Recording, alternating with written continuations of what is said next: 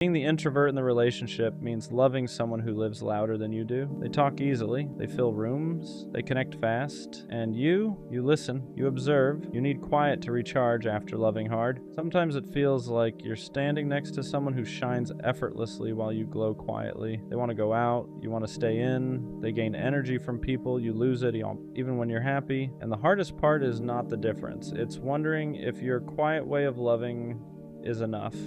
Because you don't always say everything, you don't always show excitement loudly, but when you choose someone, you choose them deeply. Being the introvert doesn't mean you love less. It means you love in a way that's calm, steady, and intentional, and sometimes that gets misunderstood. Being with an extrovert means watching them move through the world with ease. They make friends everywhere, they're invited everywhere, people are drawn to them naturally, and sometimes standing next to that, you wonder where you fit, not because they make you feel small, but because you don't take up space the same way. They thrive in crowds. You count the minutes until you can recharge. They talk things out loud. You process everything internally first, and there are moments where you feel guilty for needing quiet after a long day of loving them. You worry that asking for space sounds like distance, that needing alone time sounds like disinterest, but the truth is, your silence isn't absence. It's how you stay present without burning out. Loving loudly isn't the only way to love deeply, and being quieter doesn't mean you're less committed. It just means your love lives in steadiness, not spotlight. The unspoken fear is that one day you won't be enough, that they'll want more noise, more people, more energy than you can give. You worry they'll mistake your calm for boredom, your need for quiet for distance. You love them deeply but not loudly, and sometimes you wonder if that difference will matter too much. You don't compete for attention, you don't need constant stimulation, you just want connection that feels safe and real. The fear isn't that they'll leave, it's that they'll outgrow you without realizing you were loving them in the only way that feels honest to you. But loving quietly doesn't mean loving less. It means choosing them without the performance. It means staying without needing the room to notice. The right partner won't need you to be louder, they'll need you to be you. Introverts love deeply in ways that aren't always obvious. You remember details, you notice shifts in mood, you feel things before they're said. While they're talking to the room, you're paying attention to them. You're the one who listens after the party ends, the one who creates calm when everything feels loud, the one who offers presence instead of constant stimulation. Your love shows up in consistency, not volume, in choosing the same person again and again, even when it's quiet, even when no one's watching. And often your extroverted partner doesn't realize how much they need that until life gets overwhelming, until they're tired, until the noise fades, until they need someone who knows how to stay still with them. That's when your kind of love becomes the anchor. Not flashy, not loud, just steady. Introverts and extroverts can work beautifully together, but only when both ways of loving are respected. You don't need to become louder to be enough for them, and they don't need to become quieter to be right for you. What matters is understanding that your need for space isn't rejection, that their need for people isn't avoidance. You recharge differently, but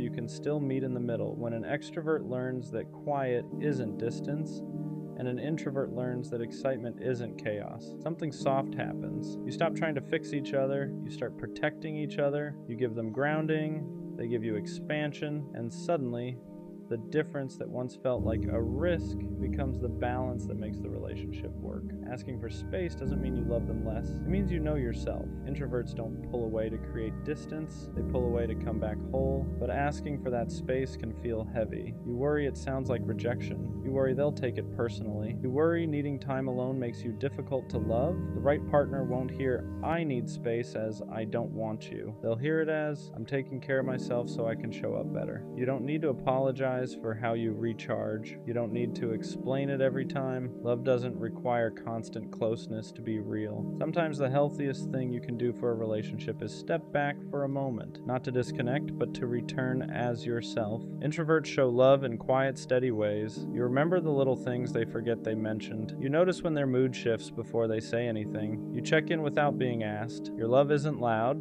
It's consistent. It's making space for them after a long day. It's choosing them in calm moments, not just exciting ones. It's staying present when things slow down. Sometimes you wish they could see it more clearly. Not because you need praise, but because your love doesn't always announce itself. But the right partner will feel it. They'll feel it in how safe they are with you, and how calm things get around you, and how you stay, even when nothing exciting is happening.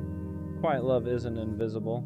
it's just not performing. And the people who value depth will always recognize it. It's easy to compare yourself to an extroverted partner, to wonder why you don't light up rooms, why you don't want constant plans, why loving quietly feels like a disadvantage. But your quiet nature isn't something to fix. It's something that brings balance. You offer depth in a world of noise. You offer presence in a world of distraction. You offer steadiness when everything else feels fast. You don't compete for attention. You create connection. And when you stop comparing, something shifts. You stop shrinking next to their energy. You stop questioning your value. You stop feeling like you need to match them to be worthy of love. You realize your calm isn't less than their excitement. It's what gives the relationship somewhere to rest. And the right partner won't ask you to be louder. They'll thank you for being grounding. One of the quiet fears is being replaced by louder energy, by someone more outgoing, more exciting, more effortless in social spaces. You worry that your calm won't be enough forever.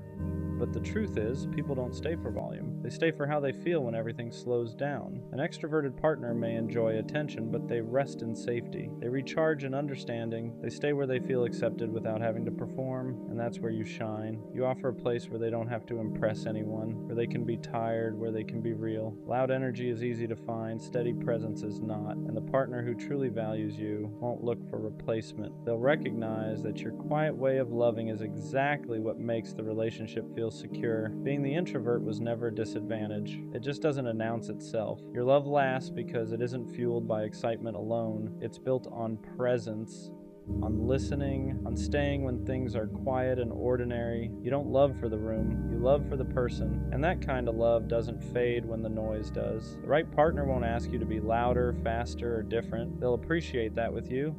Love feels steady instead of overwhelming, safe instead of performative. So if you've ever felt like your quiet nature made you harder to love, it didn't. It made you the place someone can finally rest. And that's not less, that's rare. Loving quietly doesn't mean loving halfway. It means you choose depth over display. You don't need to be the loudest voice in the room to be the most meaningful presence in someone's life. The right partner won't measure love by energy levels. They'll feel it in consistency, in safety, in how calm it feels to be with you. And one day you'll realize something simple. Your quiet wasn't something they had to tolerate. It was the reason they felt at home. We all know that one friend who's genuinely a good guy, not the fake nice kind, not the kind that's only good when it benefits him. I mean the real kind, the one who listens more than he talks, the one who checks in just because, the one who walks her home, texts, "Let me know when you get there," and actually waits for the reply, not for points, not for validation, just because that's who he is. He shows up when people call.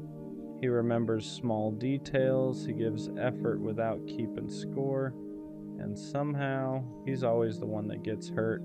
Girls say they want a good guy. They say they're tired of games, tired of being treated wrong. But when a good guy actually shows up, he gets pushed to the side, kept around just in case, treated like an option instead of a choice. He gets left on red, gets mixed signals, gets told, "You're amazing, just not right now." And then one day, he watches her choose someone who won't even do half of what he did. And the worst part? He doesn't complain about it, he jokes it off, acts like it doesn't bother him, plays it cool. But if you're paying attention, you see the change. He laughs less, questions himself more, starts wondering if being genuine is the problem.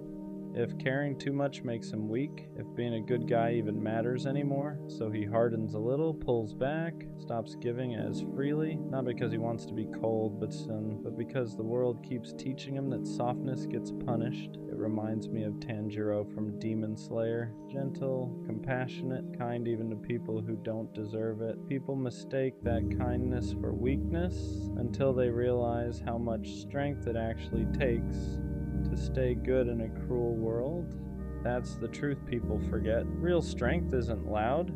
It doesn't dominate. It doesn't need to prove itself. Real strength is staying kind when life gives you every reason not to be. So if you know a guy like that, be there for him. Remind him that his heart isn't a flaw, that being good isn't something he needs to outgrow, because one day someone is going to see him, really see him, and they won't make him pay for the damage done by people who couldn't handle his heart. And when that happens, being a good guy will finally feel worth it. What people don't realize is how early the good guy starts changing himself without even noticing. At first it's small, he replies a little slower, he stops double texting, he thinks twice before doing something thoughtful because he's scared it'll be taken the wrong way, not appreciated, or worse, ignored.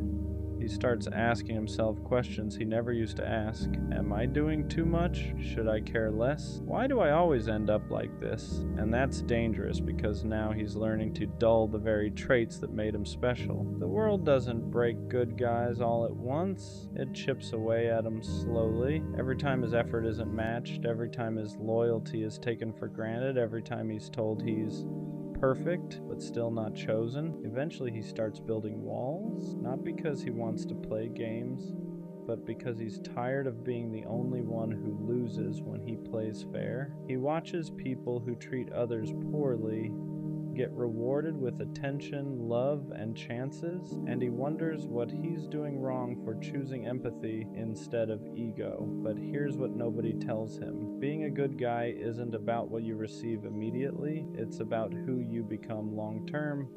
Patience he has, the emotional awareness, the ability to love deeply without needing control. Those qualities don't disappear just because they've been overlooked. They mature, and when the right person finally comes along, those same traits won't feel like a burden. They'll feel like safety, like home, like something rare in a world full of half-effort and emotional detachment. The good guy doesn't lose. He just waits longer for the right win. There's also something else the good guy carries that no one talks about. Guilt for feeling angry when he's treated unfairly, guilt for wanting to pull away, guilt for even questioning whether being kind is worth it anymore, because deep down he doesn't want to become someone he wouldn't recognize. So instead of expressing that frustration, he swallows it. He tells himself to be patient, to be understanding, to give people the benefit of the doubt, even when they've shown him who they are multiple times. And that self-control, that restraint, it takes more strength than most people will ever realize, but it comes at a cost. He starts to feel invisible, like his effort only matters when it's convenient for someone else, like his loyalty is expected, not appreciated, and the scariest part isn't that people take advantage of him, it's that he starts expecting it. That's when the good guy begins to question his worth.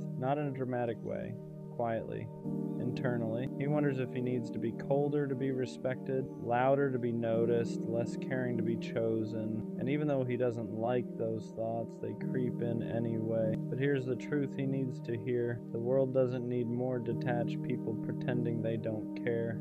It needs more people who choose kindness, even when it's inconvenient. More people who know how to love without manipulation. More people who stay solid when everything around them feels fake. The good guy isn't weak for feeling deeply. He's strong for not letting pain turn him into something he's not. And one day that integrity will matter more than all the times he was overlooked. At some point, the good guy has to learn a hard lesson. Being kind doesn't mean being available to everyone. Being loyal doesn't mean tolerating disrespect. And having a good heart doesn't mean you owe it to people who keep proving they don't know how to handle it. This is usually the stage where he starts choosing himself. Not in a selfish way, not in a bitter way, but in a quiet, self-respecting way. He stops chasing people who only reach out when it's convenient. He stops over-explaining his intentions.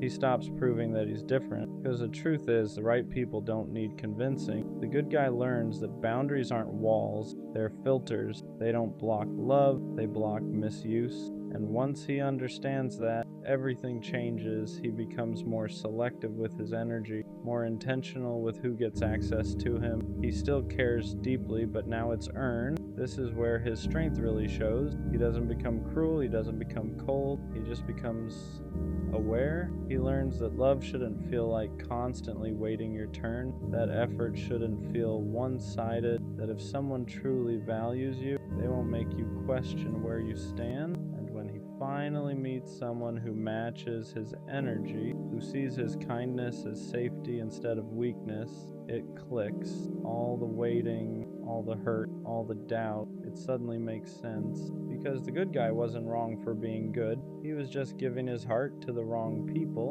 There's a moment where the good guy finally realized something important. He was never meant to be understood by everyone. His way of loving was never designed for people who thrive on attention, chaos, or option. It was meant for someone who values depth, consistency, and intention. And once that clicks, he stops feeling ashamed of who he is. He understands now that not everyone deserves access to his softness, that some people only know how to take, not receive. And that doesn't make him naive, it makes him discerning. He doesn't need to change his heart, he just needs to protect it better. The good guy learns how to walk away without guilt, not because he stopped caring, but because he started caring about himself too. He learns that choosing peace over potential isn't giving up, it's growth. That silence is sometimes the loudest form of self-respect, and slowly something shifts. He speaks clearer, stops apologizing for having standards. He no longer wonders if being a good guy is worth it. He knows it is, because even if the world tried to harden him, it didn't succeed. He stayed true, and that integrity, that's something no one can take from him. One day, someone will meet him where he is. They won't question his intention. They won't test his loyalty. They won't confuse kindness for weakness. They'll recognize it immediately, and they'll protect it the same way he does. Until then, the good guy keeps moving forward, not bitter, not broken, just wiser. And when that day comes, it won't feel dramatic.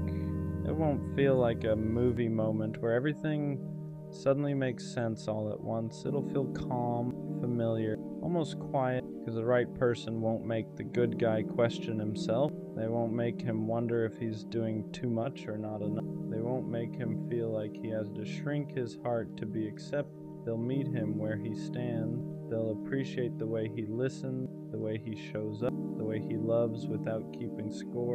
And for the first time, he won't feel like his kindness is a liability. It'll feel like a gift, something mutual, something protected, something finally returned. The good guy won't have to explain himself anymore. He won't have to prove that his intentions are real. He won't have to play it cool or pretend he doesn't care. He'll be allowed to be exactly who he is, and that'll be enough. Until then, the journey matters.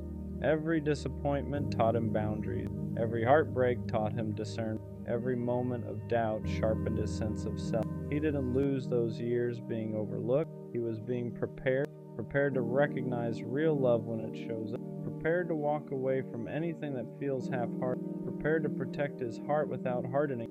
So if you're that good guy reading this, don't change. Don't let the world convince you that you need to become colder to survive. Stay solid, stay honest, stay kind. Just be selective with who gets that version of you. Because the world doesn't need fewer good guys. It needs people brave enough to stay good even when it's easier not to. What people never see is how much discipline it takes for the good guy to stay the way he is. Every bad experience tempts him to harden up. Every time he's overlooked, replaced, or taken for granted, there's a voice in his head telling him to stop caring so much, to move differently, to love less, to become like everyone else. But he doesn't. Not because it's easy, but because he knows who he is. He understands now that changing his character to fit a broken system would only cost him himself, and losing yourself just to be chosen by the wrong people is a price that's too high. So instead of becoming colder, he becomes more intentional. Instead of closing his heart, he narrows the door. He learns that being good doesn't mean being accessible to everyone. It means being principled. It means having the strength to say no, to walk away, to choose solitude over disrespect. And that kind of self-control, that's rare. The good guy also learns to forgive, not to excuse what hurt him, but to free himself from carrying resentment. He doesn't want bitterness living rent-free in his heart. He wants peace, growth, clarity, and forgiveness is part of that process. And one day, when someone finally meets him with the same depth, the same consistency, the same effort, he'll recognize it immediately. Not because it feels intense, but because it feels familiar. Until then, he keeps building, keeps healing, keeps choosing integrity over impulse, because the good guy isn't waiting to be saved. He's becoming someone worth meeting. In the end, the good guy doesn't get a dramatic apology from everyone who hurt him. He doesn't get closure from every situation that left scars. And he doesn't get a moment where the world suddenly admits it was wrong for overlooking him. What he gets is something quiet and far more powerful. He gets peace. Peace in knowing he never had to become someone else to survive. Peace in knowing his heart stayed intact even after everything. Peace in knowing he loved honestly in a world that often rewards the opposite. He looks back and realizes that every time he was ignored, every time he was treated like an option, every time he was underestimated, it wasn't a reflection of his root. It was a reflection of who couldn't meet him where he stood. And that understanding changes everything, because now he doesn't crave validation. He doesn't chase attention. He doesn't beg to be chosen. He knows who he is. And when love finally finds him, the kind that's mutual, intentional, and steady, it won't feel like winning. It'll feel like alignment, like finally being understood without having to explain yourself, like being valued without having to prove. Until then, the good guy keeps walking forward, not bitter, not resentful, not hard, just grounded. And that's the kind of strength no one can take. The worst kind of pain is caring deeply and watching it backfire. Not because you expect anything in return, but because caring is just who you are. You show up without being asked. You check in on people who never think to check on you. You stay up late listening to problems that were never yours to carry. You give your time, your energy, your patience, not to be praised, just because you care, and somehow that becomes the thing that hurts you. Because some people don't meet kindness with care. They get comfortable with it. They start expecting it. They stop noticing it. Your effort becomes routine. Your consistency becomes invisible until one day you don't show up the same way anymore. That's when they finally notice. That's when they ask what's wrong. But by then you're already tired. Tired of explaining your intentions. Tired of proving your heart. Tired of giving pieces of yourself to people who never stay long enough to understand what it costs you. It's not that you regret caring, you just wish having a good heart didn't hurt this much. And maybe the hardest truth is realizing that loving deeply doesn't guarantee you'll be loved the same way. But that doesn't make your softness a weakness. It just means it needs protection. Don't stop caring. Just be careful who you hand that kind of love to. When you're the one who cares deeply, you usually become not the reliable one, the one people vent to, the one people lean on, the one who always answers. You're dependable in ways people don't even notice anymore. They assume you'll be there, assume you'll understand, assume you'll forgive, so they stop asking how you are, not out of cruelty, but because consistency gets mistaken for endless capacity. You start carrying emotional weight that was never meant to be yours alone. Other people's stress, other people's problems, other people's moods, and you hold it all quietly because you don't want to be a burden the way you never see them as one. But over time, something shifts. You feel tired in a deeper way, not just physically, emotionally. You notice how rarely someone shows up for you the way you show up for them, how quickly your needs get overlooked, how easily your exhaustion goes unseen. And that's when it starts to hurt differently, because you didn't ask for much. You just wanted effort to meet effort, care to meet care, but instead you became the place people take from without realizing they're draining you. And slowly, being the strong one starts to feel like being the forgotten one. Eventually something changes, not in a dramatic way. You don't announce it, you don't make a scene, you just stop giving the same way you used to. You reply a little later, you don't over-explain anymore. You stop stretching yourself thin just to be available, and that's when people notice. Not when you were exhausted, not when you were drained, not when you were giving everything. They notice when you pull back. Suddenly they ask what's wrong. Suddenly they feel the distance. Suddenly they miss the version of you that was always there. And that part hurts because it shows you something you didn't want to see. They didn't miss you. They missed the access. They missed the comfort you provided, the effort you gave without question, the way you made things easier for them. So when you stop showing up like that, it feels personal to them. But for you, it wasn't about punishment. It was about survival. You didn't stop caring. You just stop bleeding quietly, and realizing that is both painful and freeing because it teaches you this: anyone who only notices your absence was never really paying attention to your presence. When you finally start pulling back, the hardest part isn't the silence, it's the guilt. You feel like you're doing something wrong just by protecting yourself. You second guess every boundary. You wonder if you're being cold, if you're being selfish, if you're changing. Because when you spent your life being the one who gives, rest feels like laziness, distance feels like cruelty, and saying no feels like failure. You weren't taught how to have limits. You were taught how to endure. So the moment you stop overextending, your nervous system panics. It tells you to explain yourself, to soften it, to give just a little more so no one feels uncomfortable. But here's the truth: boundaries don't feel good at first because you're used to being useful, not protected. You learned that love meant access, that care meant availability, that being needed was the same as being valued. So when you remove access, it feels like you're taking something away, but you're not. You're just finally keeping something for yourself. And that discomfort, that's not you doing something wrong. That's you breaking a pattern that was costing you more than you realized. People who care deeply often confuse love with sacrifice. They believe loving someone means giving more, trying harder, holding on longer than they should. They tell themselves, if I'm patient enough, they'll notice. If I stay kind, it'll balance out. If I keep showing up, it'll be worth it. But love was never meant to cost you your peace. Somewhere along the way, you learned that being good meant being accommodating, that being loving meant putting yourself last. So you stayed quiet about your needs. You ignored your exhaustion. You told yourself it wasn't that bad as long as everyone else was okay. But sacrifice without reciprocity doesn't make love deeper. It makes it heavier. Because when you're always the one adjusting, the relationship stops being shared. It becomes one-sided. And the scariest part is people can get used to that version of you. They don't ask if it's costing you anything. They just assume you'll keep paying the price until one day you realize love shouldn't feel like self-abandonment.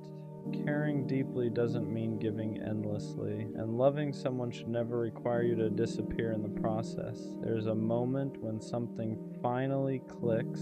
You get tired of proving that you're genuine, tired of explaining your intentions, tired of showing people your heart just so they can decide whether it deserves care. So you stop performing, you don't overextend anymore, you don't chase reassurance, you don't give more just to feel secure. And at first that feels uncomfortable because you're not used to being this guarded. You're used to leading with softness even when it costs you. But protecting your heart isn't the same as closing it. You're not becoming cold, you're becoming selective. You start noticing who respects your limits and who only liked you when you were endlessly available. You see who adjusts with you, instead of expecting you to bend every time, and that's when you realize something important. You don't need to prove your kindness. The right people will feel it without needing to take advantage of it. Protecting your heart doesn't make you less loving. It just means you're finally loving yourself too. Once you stop overgiving, you start noticing something clearly. Not everyone reacts the same way. Some people get uncomfortable, they push back, they ask why you're different now. They miss the version of you that gave without limits and never asked for anything back. But others adjust. They respect the boundary. They meet you halfway. They don't make you feel guilty for needing space or balance. And that difference matters because it shows you who valued you and who only valued what you provided.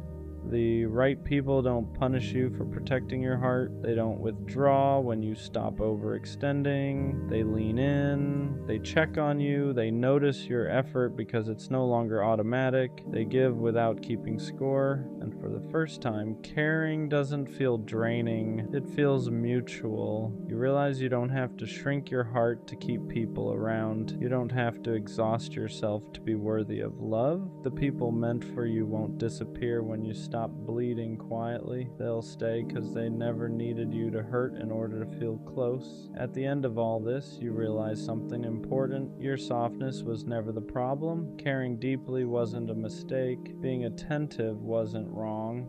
Showing up wasn't foolish. The pain came from giving that level of care to people who didn't know how to hold it.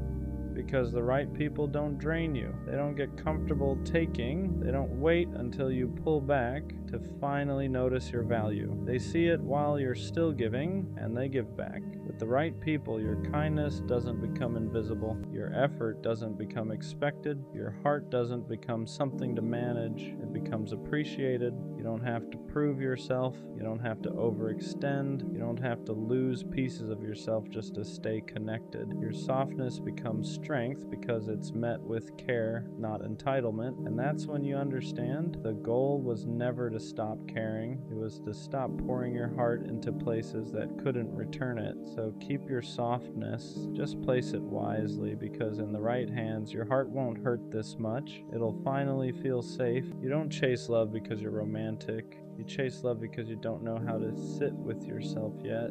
Because silence makes your thoughts loud. Because being alone feels like proof that something about you isn't enough. So you look for love to fill the space. You attach quickly. You overextend. You give more than you should, sooner than you should. Not because you're stupid, but because being chosen feels like relief. Like if someone wants you, then maybe you can stop questioning yourself for a while.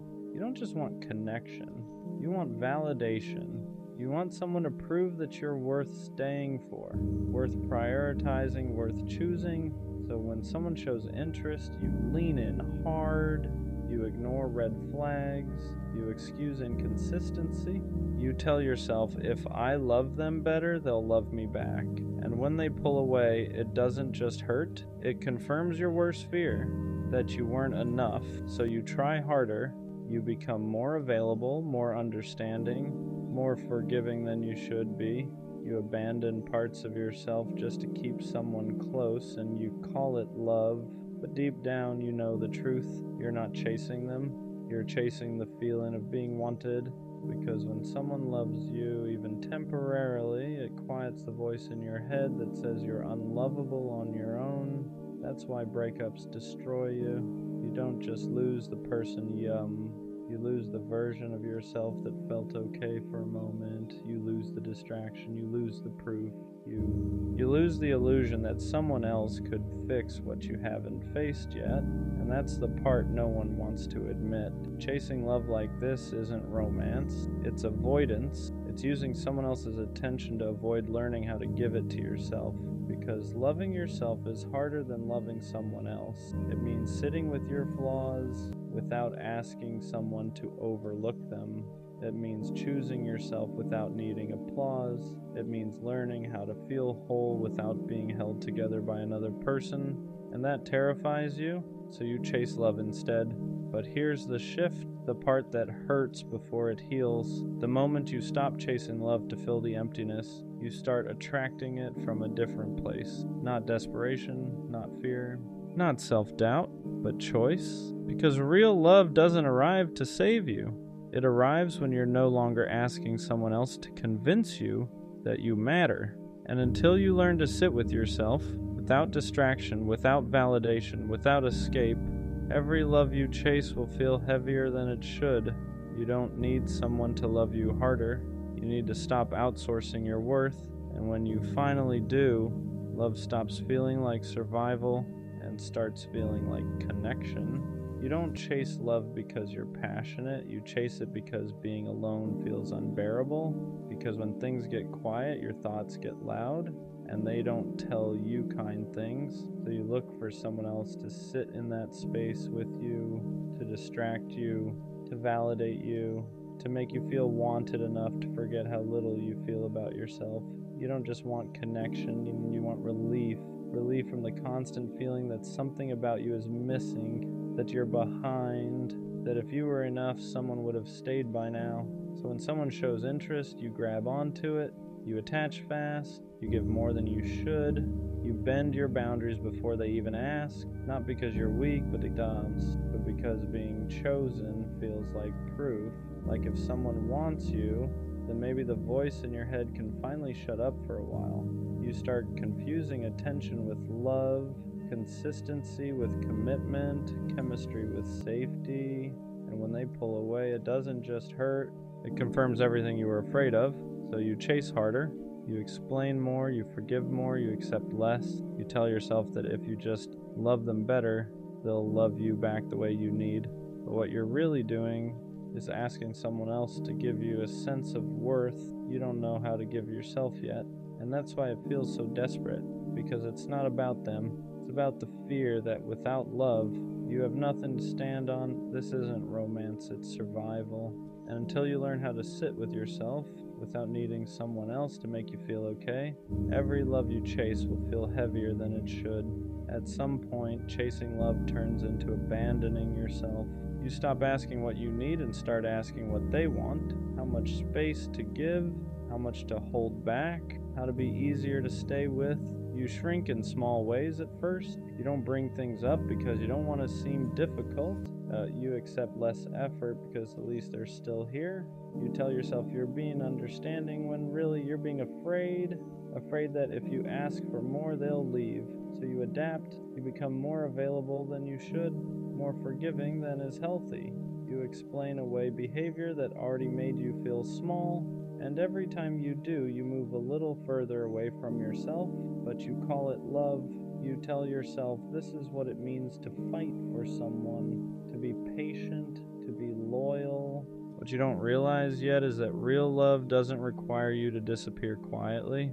The reason chasing feels exhausting is because you're running from your own emptiness. You're hoping someone else will choose you loudly enough to silence the doubt inside you. So when they pull back, your anxiety spikes, you replay conversations, you blame yourself, you look for ways to fix it, not because you were wrong, but because you're terrified of being left alone with yourself again.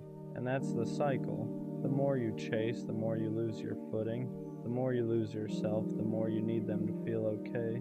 That's why it hurts so much, not because they were everything, but because you made them responsible for holding you together. And no one can carry that forever. This is the part people avoid talking about. Chasing love like this doesn't mean you care deeply. It means you don't feel grounded without external validation. And until you learn how to stand on your own, how to sit with yourself without needing to be chosen, love will keep feeling like something you have to earn instead of something you share. When you chase love from a place of emptiness, you don't attract people who pour into you. You attract people who take, not always intentionally, not always maliciously, but people who sense, even subconsciously, that you're willing to overgive just to stay connected. They feel how flexible you are, how much you're willing to adjust, how far you'll bend before you break. So they let you. They accept your effort without matching it. They enjoy your presence without committing to it. They keep you close enough to benefit from your care, but far enough to avoid responsibility. And because you're chasing, you don't question it at first. You tell yourself this is just how relationships work, that love takes patience, that maybe they just need time. But deep down, something feels off. You're always the one checking in, always the one clarifying, always the one trying to fix the distance that keeps appearing out of nowhere. And instead of asking why they're inconsistent, you ask what you did wrong. That's the trap. Chasing love trains you to blame yourself for other people's lack of effort. You start believing that if someone isn't choosing you, it's because you didn't love them well enough. So you try harder. You give more reassurance, more patience, more access to parts of you that should have been protected, and the dynamic deepens. They stay comfortable, you stay anxious, they get affection without accountability, you get hope without security, and that imbalance keeps repeating until you finally see it for what it is. You're not unlucky in love, you're just chasing from a place that tells the wrong people you'll accept less than you deserve, because people who are capable of real love don't feel comfortable being chased. They meet you halfway. The ones who stay distant, inconsistent, unclear, they stay because the chase benefits them. And until you stop chasing to feel worthy, You'll keep finding yourself in the same story with different faces. Eventually, there's a moment where chasing love stops feeling hopeful and starts feeling exhausting. You realize you're tired, not because love is hard, but because you've been doing all the emotional work alone. You're the one overthinking, the one adjusting, the one trying to hold something together that keeps slipping through your fingers. And for the first time, you ask a quiet question you've been avoiding. Why does love feel like something I have to prove myself worthy of? That question is uncomfortable because it points inward. It forces you to see that chasing love has been a distraction, a way to avoid sitting with yourself, a way to avoid asking why you don't feel enough without someone choosing you. Because as long as you're focused on them, their mixed signals, their distance, their inconsistency, you don't have to face the emptiness underneath. You don't have to ask why you're afraid of being alone, why validation feels necessary, why rejection feels like confirmation instead of redirection. So you keep chasing. But here's the truth that hurts before it heals. Chasing love delays self-healing. Every ounce of energy you spend trying to be chosen is energy you're not spending, learning how to choose yourself. And that's why nothing ever feels settled, because no matter who you're with, you're still looking to them to fix something they didn't break. They can't give you security you haven't built internally. They can't love you into self-worth. They can't silence the doubt that existed before they arrived. And once you see that, chasing loses its appeal, not because you stop wanting love, but because you realize love isn't supposed to feel like survival. It's supposed to feel like addition, not rescue. And the moment you stop running from yourself is the moment the chase starts to lose its power. Learning how to sit with yourself is the hardest part of this whole process, because when you stop chasing love, there's nothing left to distract you.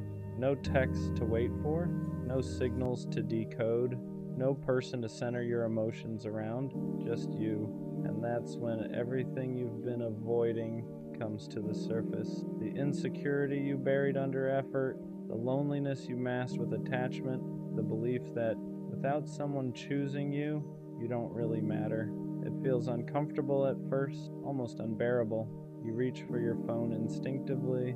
You miss the chaos, you miss feeling needed, because chasing gave your pain direction, it gave your emptiness a target. Now there's nowhere to run. And this is where most people go back. They re-enter old dynamics, text people they shouldn't, lower their standards just enough to feel wanted again, not because they're weak, but because sitting with yourself requires honesty. It forces you to see that no one abandoned you the way you've been abandoning yourself. Every time you chased someone who was unsure, you told yourself your needs could wait. Every time you accepted inconsistency, you taught yourself to tolerate being half chosen. So being alone feels unfamiliar, not because you can't handle it, but because you've never stayed here long enough to build something solid inside yourself.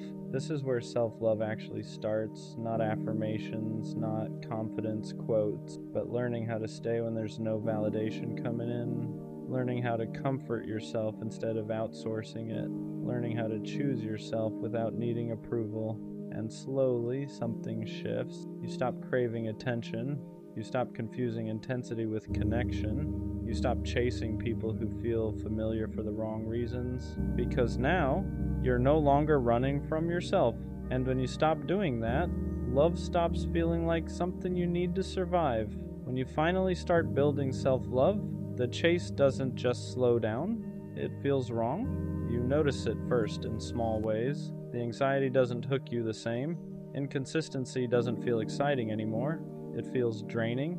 People who once felt magnetic now feel loud, unclear, unsafe, and that confuses you because for so long, chaos felt like chemistry.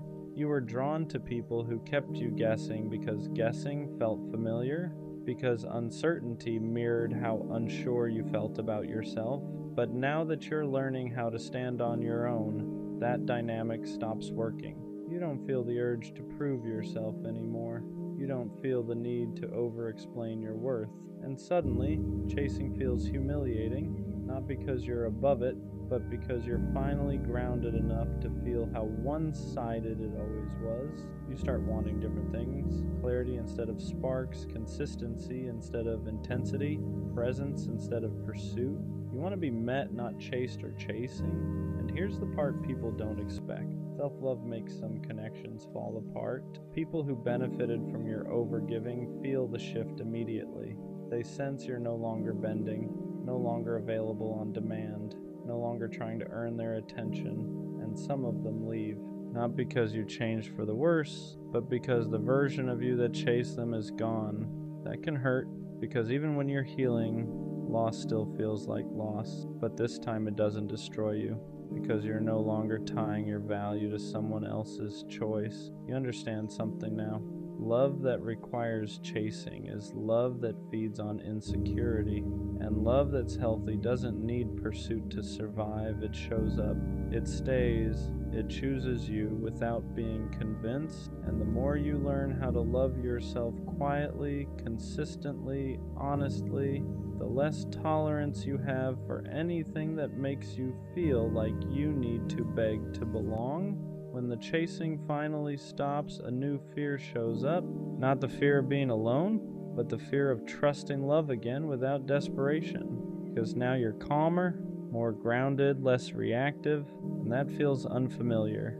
You're used to love coming with anxiety, with overthinking, with that constant urge to secure someone's attention before it disappears. So when things are steady, part of you doesn't know what to do. You wait for the other shoe to drop. You look for signs something is wrong. You brace yourself for distance that never comes, because chaos used to feel like proof that something mattered. Now peace feels suspicious. You're not chasing anymore, but you're still learning how to receive, how to let someone show up without questioning why, how to accept consistency without trying to earn it. And that's harder than it sounds, because chasing trained you to believe love had to be worked for, that if you weren't doing something, fixing something, proving something, it wouldn't last. So when someone meets you without needing to be convinced, your instinct is to pull back, not because you don't want it, but because you're afraid of trusting something that isn't fueled by fear. This is the quiet stage of healing, where you're not running anymore, but you're not fully relaxed either. You're learning that love doesn't have to feel urgent to be real, that being chosen calmly is still being chosen, and slowly you start letting yourself believe it. You stop checking for exits, stop rehearsing disappointment, stop preparing for abandonment that hasn't happened, because for the first time, you're not chasing to feel worthy. You're standing still and letting love come to you. And that's when you realize how much strength it actually takes to stay. When you stop needing love to save you, everything about it changes. You're not chasing anymore, but you're also not hiding. You're just stable, and that's unfamiliar. You notice how different it feels to want someone instead of needing them. There's no panic behind it, no urgency, no feeling that if this doesn't work out, you'll fall apart. And that scares you in a new way, because chasing gave you purpose. It gave your emotions somewhere to go. It made love feel intense, consuming, alive. Now love feels quieter, not empty, just grounded. You don't lose yourself in people anymore. You don't rearrange your life to keep someone interested. You don't abandon your needs to avoid being left. And because of that, you become harder to hook, not emotionally unavailable, just unavailable to dynamics that require you to shrink. You start noticing things you used to ignore, how someone responds to boundaries, how they handle consistency, how they show up when you're not overgiving. And if they fade when you stop chasing, you don't panic, you understand. They weren't there for you. They were there for the version of you that was always reaching. That realization hurts, but it also frees you. Because now you know love that disappears when you stop chasing was never love meant to stay. This is where self-love changes the rules. You don't try to be impressive, you don't try to be indispensable, you don't try to secure someone's feelings. You let them show you who they are when you're not doing all the work, and for the first time, Love feels optional, not because it doesn't matter, but because your worth no longer depends on it. You're not chasing to fill a void anymore. You're choosing from a place that already feels whole. And that's when love stops feeling like survival and starts feeling like something you can welcome without losing yourself. Healing doesn't just bring relief, it brings grief. Because when you stop chasing love, you don't just lose old dynamics, you lose the version of yourself who survived by reaching. You look back at who you were and feel a strange mix of sadness and compassion. You remember how hard you tried, how much you gave, how badly you wanted to be chosen, and part of you wants to go back, not because it was healthy, but because it was familiar. Chasing gave you direction. It gave your pain something to focus on. It made loneliness feel purposeful. Now that version of you is gone, and that hurts. You grieve the person who believed love had to be earned, who thought being enough meant being useful, agreeable, easy to keep. You grieve the nights you waited, the messages you rewrote, the boundaries you swallowed just to stay connected, not because you were weak, but because you didn't know another way yet. And healing means accepting something painful. No one did this to you. You did it because you didn't know how to hold yourself without being held. That realization can feel brutal because it removes the villain. There's no one left to blame, just patterns you learn to survive something deeper. So you sit with it, with the sadness, with the regret, with the understanding that you were doing the best you could with what you knew at the time. And slowly, that grief turns into respect. Respect for how much you endured, for how deeply you wanted love, for how brave it was to keep believing, even in the wrong places. You don't hate the old version of you. You thank them because they carried you until you were strong enough to stop chasing and start choosing yourself. And that's what makes this stage heavy. You're not broken anymore, but you're still letting go. The chase ends the moment you stop asking love to fix you, not because you stop wanting connection, but because you stop needing it to feel whole. You finally understand something simple that took you years to learn. Love was never supposed to be proof that you matter. It was never meant to carry your worth, never meant to quiet your self-doubt, never meant to save you from yourself. That was too much to ask of anyone. So you stopped chasing, not in anger, not in bitterness, but in clarity. You stop running after people who make you feel uncertain. Stop explaining your needs to people who don't listen. Stop overgiving just to feel chosen, because now being chosen by yourself comes first. You learn how to sit with silence without panicking, how to be alone without feeling abandoned, how to exist without needing constant reassurance, and something changes. Love no longer feels urgent, it no longer feels like survival. It no longer feels like something you have to secure before it disappears. It becomes optional, not because it's unimportant, but because your life no longer collapses without it. And that's when the real shift happens. You don't attract love from desperation anymore. You don't bond through wounds. You don't mistake intensity for connection. You choose slowly. You choose clearly. You choose from a place that isn't begging to be filled. And if someone doesn't meet you there, you don't chase. You let them go, not because you don't care, but because you care enough about yourself to stop repeating the same pain with different people. The version of you that chased love wasn't weak. They were hurting, they were lonely, they were trying to survive. But this version of you, this version doesn't run. They stand still, they breathe. They choose themselves even when no one is watching. And from here on out, love won't feel like something you have to earn. It'll feel like something you share with someone who meets you without being chased. That's where the cycle ends. Not with finding love, but with finally finding yourself. Dating feels rigged now, not in a dramatic love doesn't exist way, but in a quiet, frustrating way. Like the rules changed while I was still playing by the old ones. I grew up thinking effort mattered, consistency mattered, loyalty mattered. I thought if you showed up honestly, communicated clearly, and moved with intention, things would naturally fall into place. But now, it feels like the opposite gets rewarded.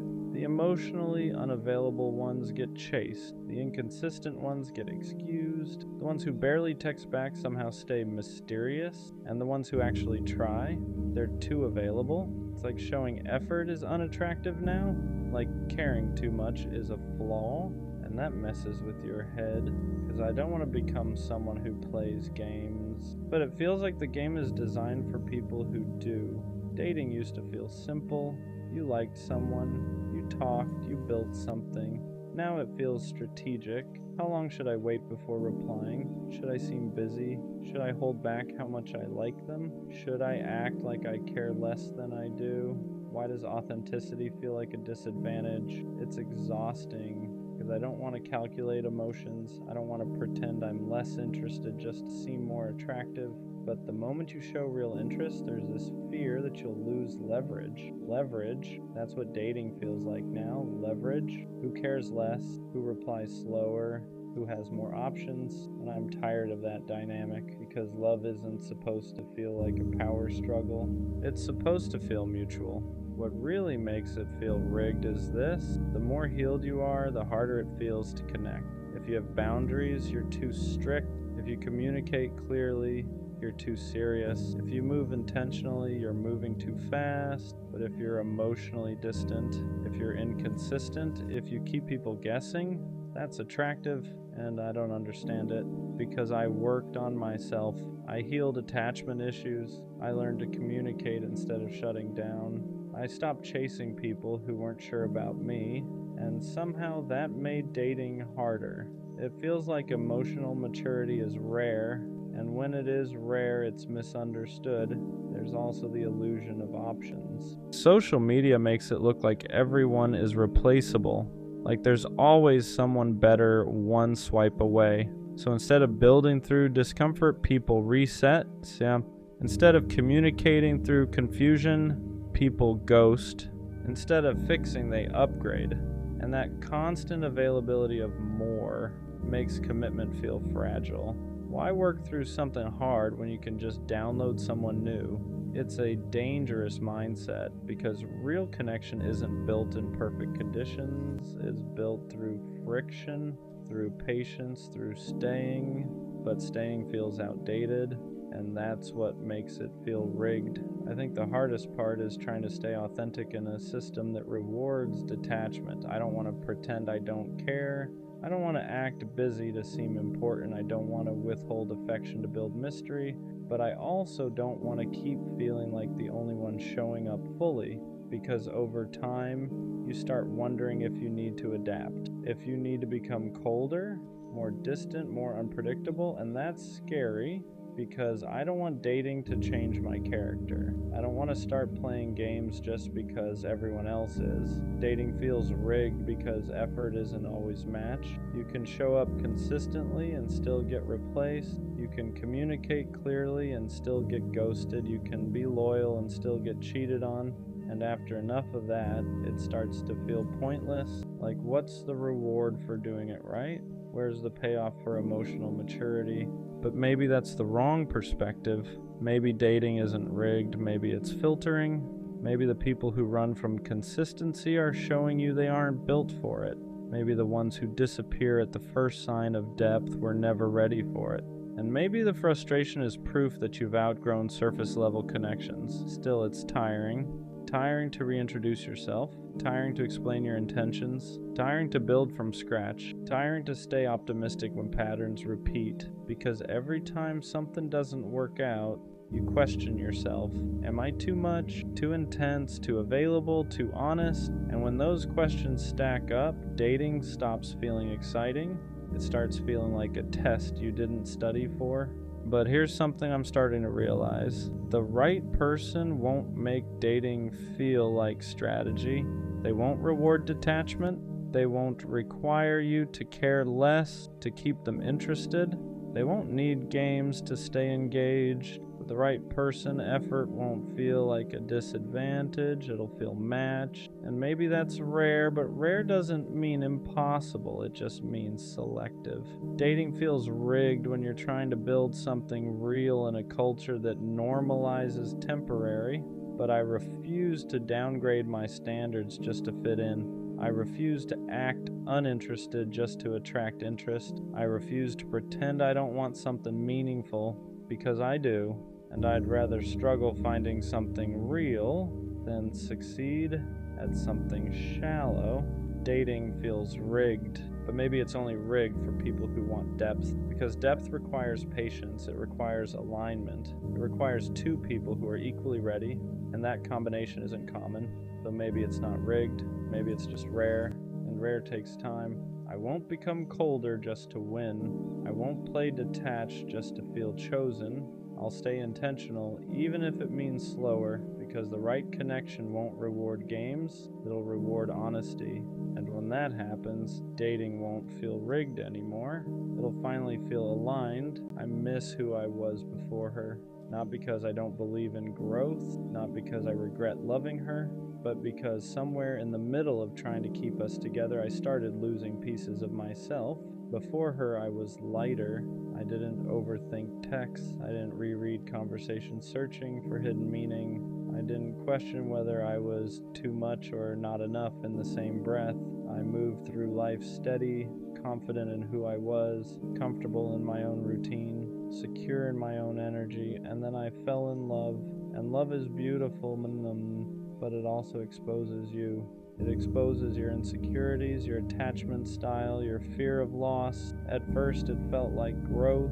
I was learning to compromise, learning to communicate better, learning to open up emotionally in ways I hadn't before. But slowly, something shifted. I stopped asking what felt right for me and started asking what would keep her happy. I stopped protecting my peace and started protecting the relationship.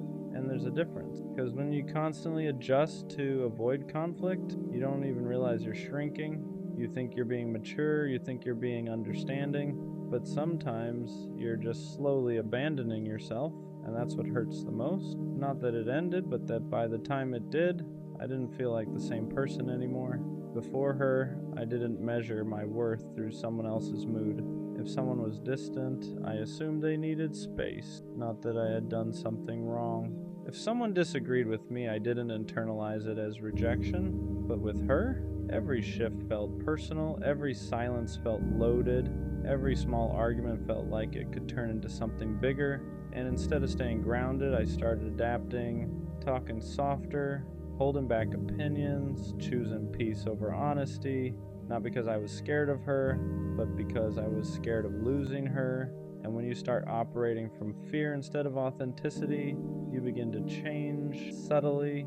You become more careful than confident, more reactive than relaxed, more focused on maintaining connection than maintaining identity.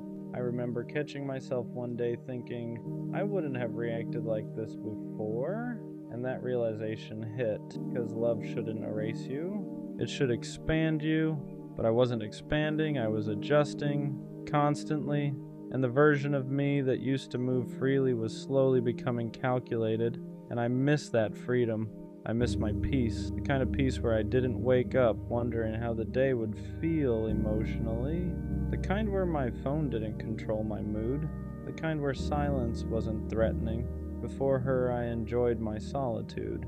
After her, I feared it, because I had trained myself to associate connection with validation. If we were good, I felt secure. If we were off, I felt unsettled, and that emotional dependency crept in quietly. I didn't notice it happening. I just noticed that when things ended, I felt empty in a way I hadn't before, not just because she was gone, but because I had built so much of my emotional rhythm around her. And that's when I realized I wasn't just grieving her, I was grieving myself, the version of me who didn't need reassurance to feel stable, the version of me who didn't overanalyze tone, the version of me who didn't question his value after every disagreement. That version felt strong, grounded, unshakable, and I want him back. I miss my boundaries. Before her, I knew what I tolerated and what I didn't. I didn't chase inconsistent energy. I didn't excuse disrespect. I didn't overextend myself for someone who wasn't meeting me halfway. But when you love someone, you justify things you normally wouldn't. You call red flags rough patches. You call inconsistency stress. You call emotional distance needing space. And sometimes those things are true, but sometimes they're excuses. And I made a lot of excuses, not because I was blind, but because I was invested. An investment makes you patient, sometimes too patient. By the end, I was tolerating things that the old version of me would have walked away from immediately, and that realization stings because it means I compromised more than I should have. Not just for the relationship, but at the expense of myself. The hardest part about missing who I was before her is admitting that I participated in my own transformation. She didn't force me to shrink. I chose to. I chose to overextend. I chose to overcompensate. I chose to prioritize us over me every time there was tension. And that's a hard truth to sit with, because it would be easier to blame her entirely, but growth doesn't come from blame. It comes from ownership. I let love make me forget myself. And now that it's over, I have to rebuild the parts I neglected, not because loving her was wrong, but because losing myself in the process was. I miss my clarity. Before her, I didn't romanticize potential. If something felt off, I trusted it. If something felt unbalanced, I addressed it. But with her, I kept believing in what it could be, not just what it was, and hope is powerful. It keeps you fighting, it keeps you patient, but it can also keep you stuck.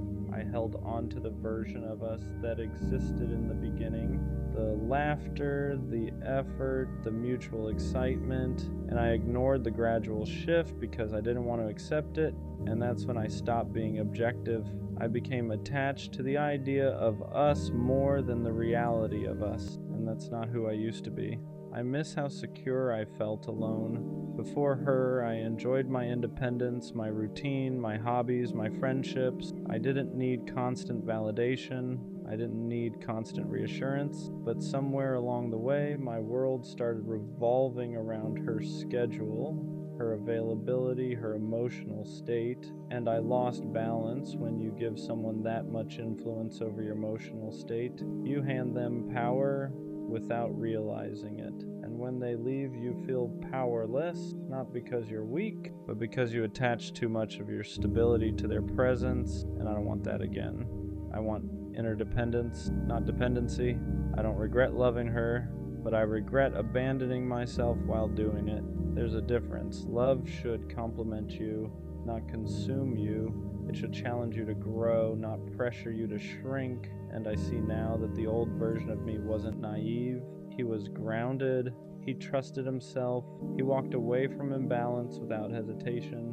And somewhere in trying to prove I could make it work, I stopped trusting my instincts. That's the part I want back, not the detachment. The discernment, maybe missing who I was before her, is actually part of becoming better than that version.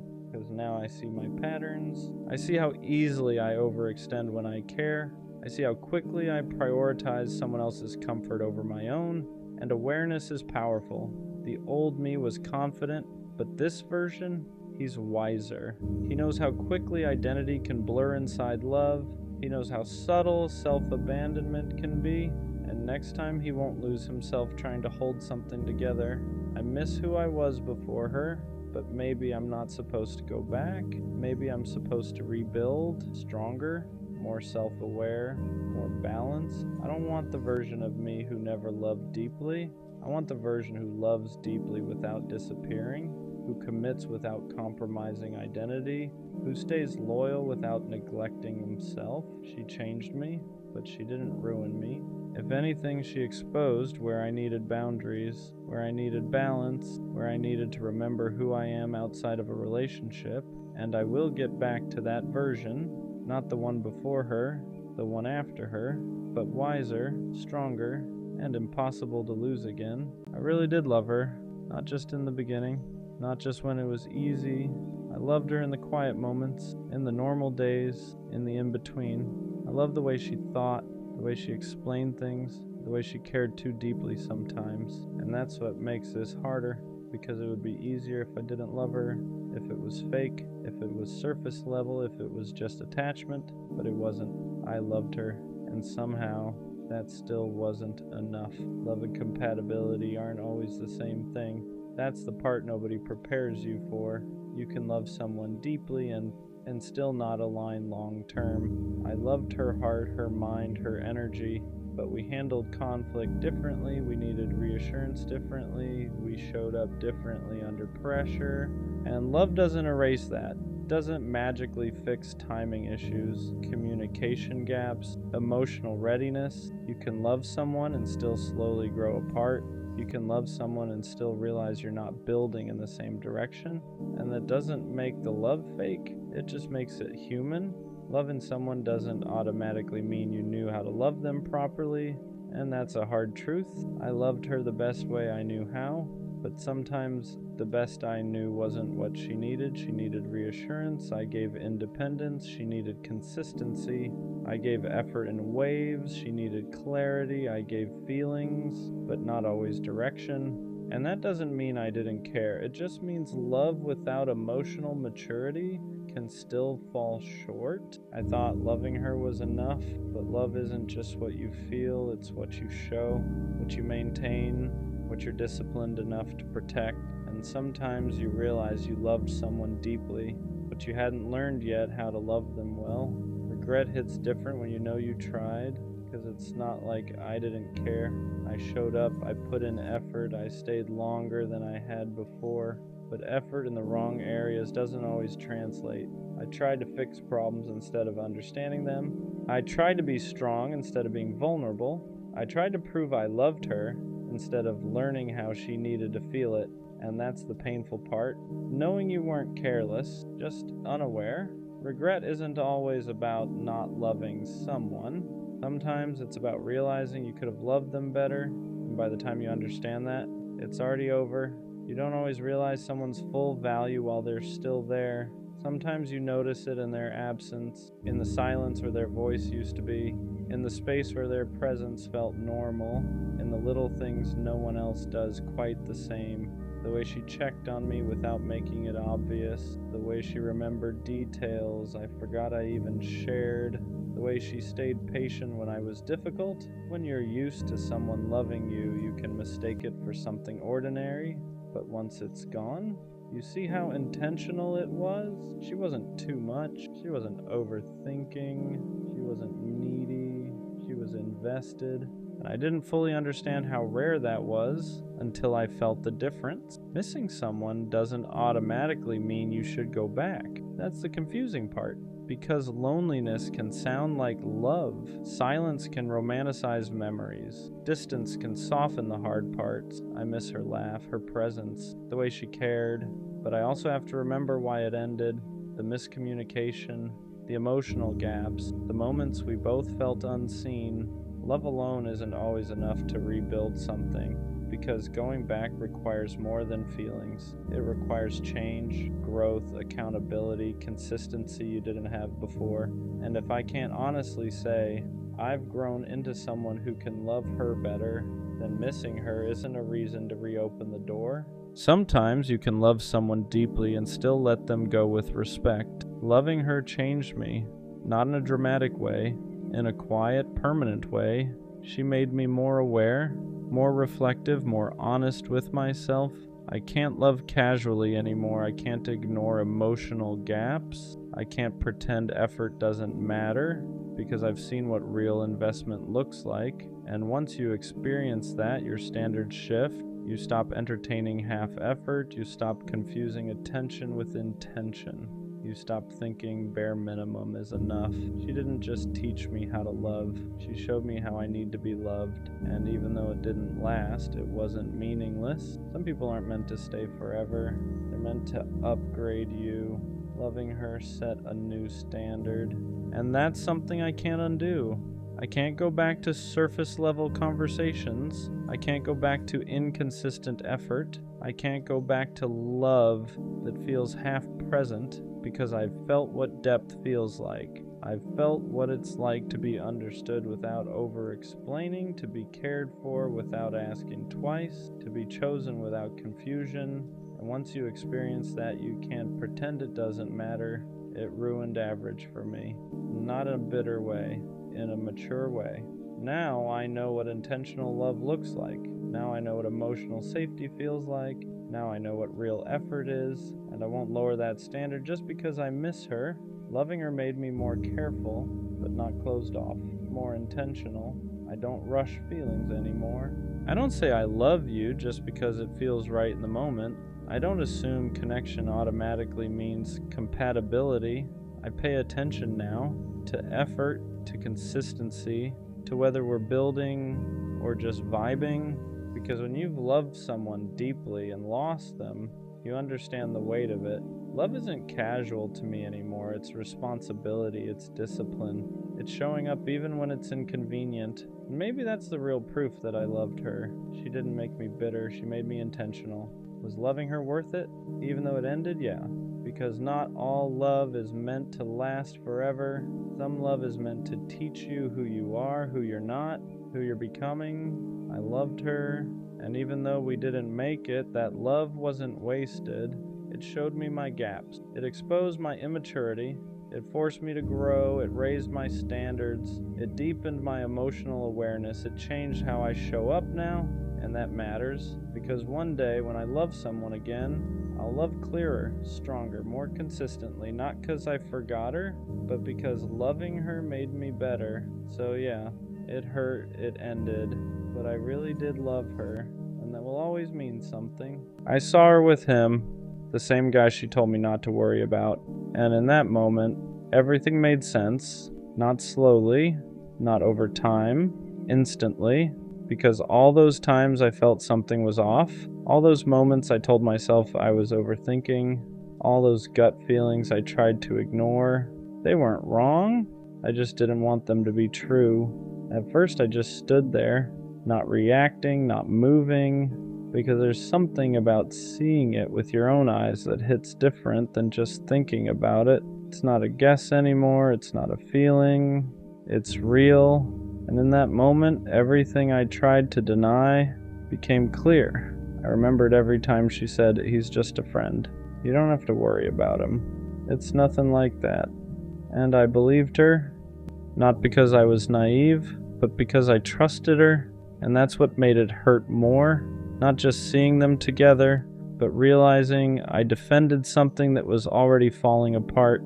All those moments where my gut told me something was off, I ignored them because I didn't want to be that guy, the one who overthinks, the one who questions everything, the one who doesn't trust. So I stayed calm, stayed understanding, stayed loyal, while she was slowly giving that energy to someone else. And seeing them together, it wasn't even what they were doing, it was how it looked. Comfortable, natural, like something that didn't just start, like something that had been building. While I was still trying to hold on to what we had, that's when it really hit me. I wasn't replaced overnight. I was replaced slowly, quietly, while I was still there. And that realization hurts in a different way, because it makes you feel like you were the only one still in it, while she was already somewhere else. For a second I wanted to confront her, ask questions, get answers, but then I realized something. I already had my answer right in front of me. No explanation could change what I just saw. And the truth is, it wasn't even about him. It was about what she chose. Because anyone can come into someone's life, but it takes a decision to give them the space that used to be yours. And she made that decision without saying it.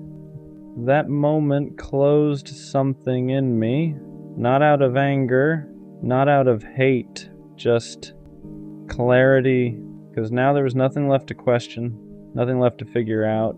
Everything I needed to understand, I was right there.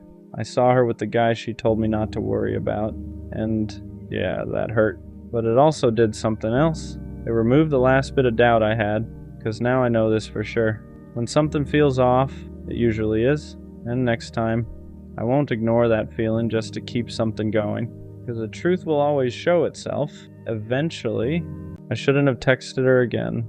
I knew at the moment I hit send, that feeling Like you already know how it's gonna go, but you do it anyway.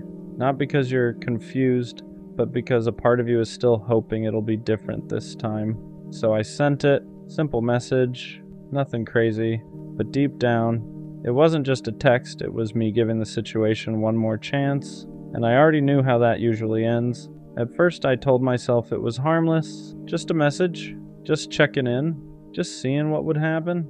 But it wasn't just that, because when you text someone like that, after everything that already happened, you're not just reaching out, you're reopening something you already struggled to close, and I knew that, but I still did it, because there's always that small voice in your head that says, maybe this time it'll be different.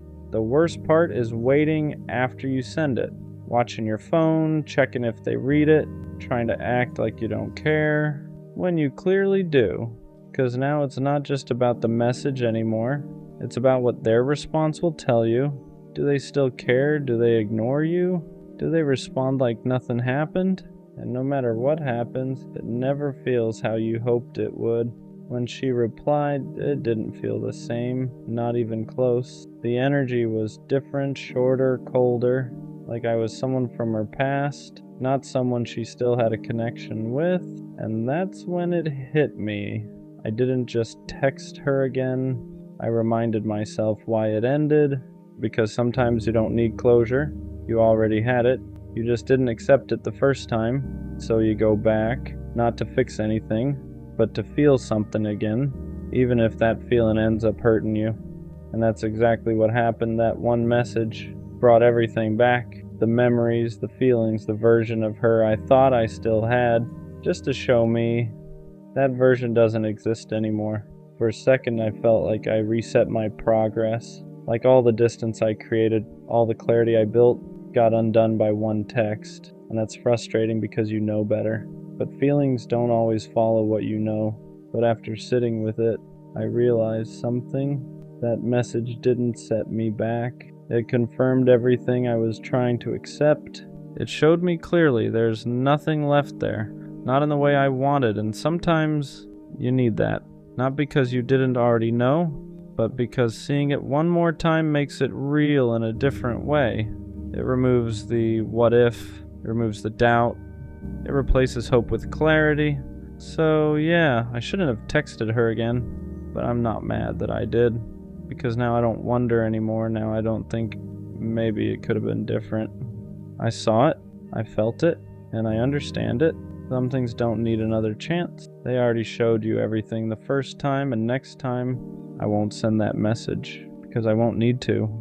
I stayed loyal. That's the part that messes with me the most. Not because I regret it, but because I know I was real the whole time. I didn't switch up. I didn't look for other options. I didn't keep backups just in case. When I said I was with her, I meant it. Even when things fell off, even when her energy started changing, even when I had moments where I could have pulled back and protected myself, I didn't. Because in my head, loyalty wasn't something you give only when it's easy. It's something you keep, especially when it's not. So I stayed consistent, I stayed patient, I stayed solid in a situation that slowly stopped being solid back. And the crazy part is, while I was staying loyal, she wasn't. The part that's hard to explain is how I stayed the same. Even when everything around me started changing, I noticed it. The distance, the shift in energy, the way conversations didn't feel the same anymore. I'm not blind. I saw the signs, but I chose to stay loyal anyway, because I told myself something simple. If I'm real about this, I don't switch up just because it gets uncomfortable. So I didn't match her energy when it dropped.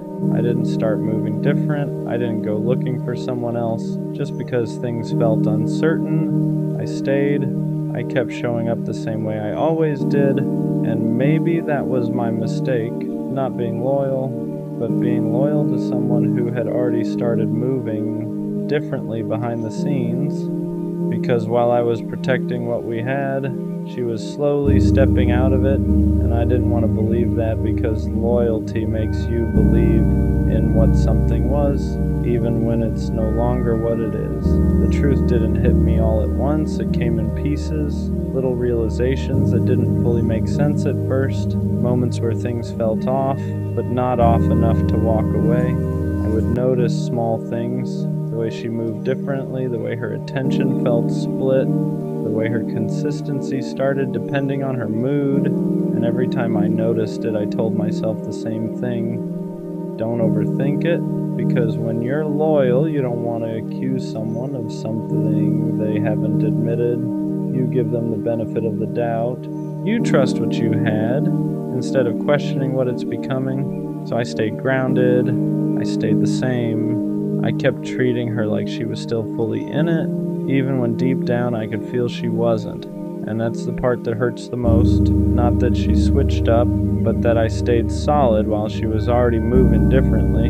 At some point, the truth became impossible to ignore, not because she said it, but because her actions started saying it for her. You can feel when someone isn't fully there anymore. You don't need proof, you don't need confirmation. It's in the energy, the way they reply, the way they move, the way they stop showing up the same way they used to. And I felt that, but I stayed loyal anyway, because I kept thinking loyalty meant holding on, holding it together, holding on to what we had, even if it was slipping. But here's what I didn't understand at the time. You can't hold something together by yourself, and I was the only one holding. The more I look back at it, the more I realize something that's hard to accept. I wasn't just being loyal, I was ignoring reality, because loyalty doesn't mean staying blind. It doesn't mean pretending everything is okay when it's clearly not. But that's what I was doing. I was staying consistent in a situation that was becoming inconsistent. I was giving the same energy to someone who had already started giving less, and the imbalance kept growing slowly, quietly, until it was obvious. But by then, I had already invested too much to walk away easily, and then it finally happened. Not in some dramatic way, not in a way that gave me closure, just clarity. She wasn't loyal, not in the way I was. While I was choosing her every day, she was leaving space for something else, maybe someone else, maybe just options. But either way, she wasn't standing where I was standing. And that realization hits different, because it's not just about losing someone. It's about realizing you weren't standing on the same level the whole time. For a while, that made me question everything, not just her, myself. I started thinking, was I too loyal? Did I stay too solid? Should I have moved differently? Because when someone hurts you while you're being real, it makes you feel like being real was the mistake, but it wasn't. Loyalty wasn't the problem. Giving it to the wrong person was, and that's the shift that took time to understand. Because I didn't lose by being loyal. I didn't lose because I stayed real. If anything, that's the part I kept. That's the part that didn't change. She changed. She moved different. She chose differently. But me, I stayed who I said I was. And that matters more than it feels like it does in the moment. And because here's the truth, no one tells you right away. Being loyal to the wrong person will hurt, but it will also teach you exactly what real loyalty should look like when it's returned. It shows you the difference between someone who says they care and someone who actually stands on it. And once you've felt that difference, you stop settling for anything less. You stop accepting half effort. You stop excusing inconsistency, because now you know what it feels like to give fully. So next time, you expect it back. So yeah, I stayed loyal, and she didn't, and for a while that felt like I lost, but now I see it differently, because loyalty isn't something you regret, it's something you protect. You just learn who deserves it. The right person won't make you question it, won't make you feel like you're the only one holding things together, won't make you feel stupid for being real. They'll match it naturally, consistently, without you having to ask. So no, I'm not changing the way I love, I'm just changing who I give it to, Because being loyal isn't the mistake. Giving it to someone who wasn't is. Don't waste your teenage years obsessing over love. It's easy to fall into that trap. You watch movies, shows, social media, high school sweethearts, perfect relationships, young love that looks magical from the outside, so you start thinking you need that too. Like, if you don't experience love early, you're missing out on something important, so you chase it. You talk to people just to not be alone. You stay in situations that don't feel right just so you can say you're with someone. You keep trying to make things work that clearly aren't working, and slowly, without realizing it, it starts tearing you down. Your confidence drops, your sense of self gets blurry, you stop knowing who you are outside of liking someone or wanting to be liked back. Your mood depends on replies, attention, validation, and that's dangerous at that age. When you're young, you're not supposed to have everything figured out. You're supposed to be discovering who you are, what you like, what you stand for, what kind of person you want to become. But when all your energy goes into chasing relationships, you neglect that part of yourself.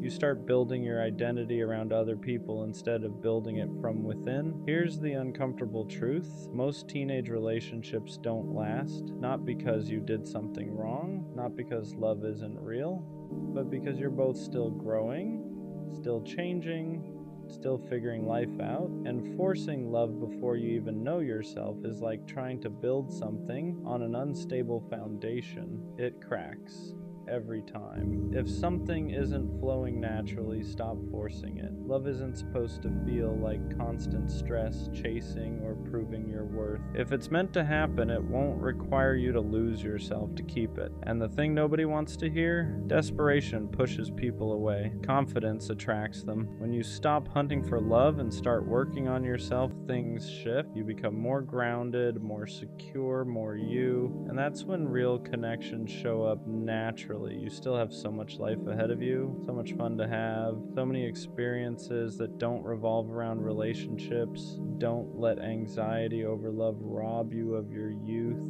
Love will come, but it shouldn't come at the cost of who you are. Right now, the most important relationship you can build is the one with yourself. Here's what happens when you slow down and stop chasing love so hard. You start hearing yourself again, your own thoughts, your own wants.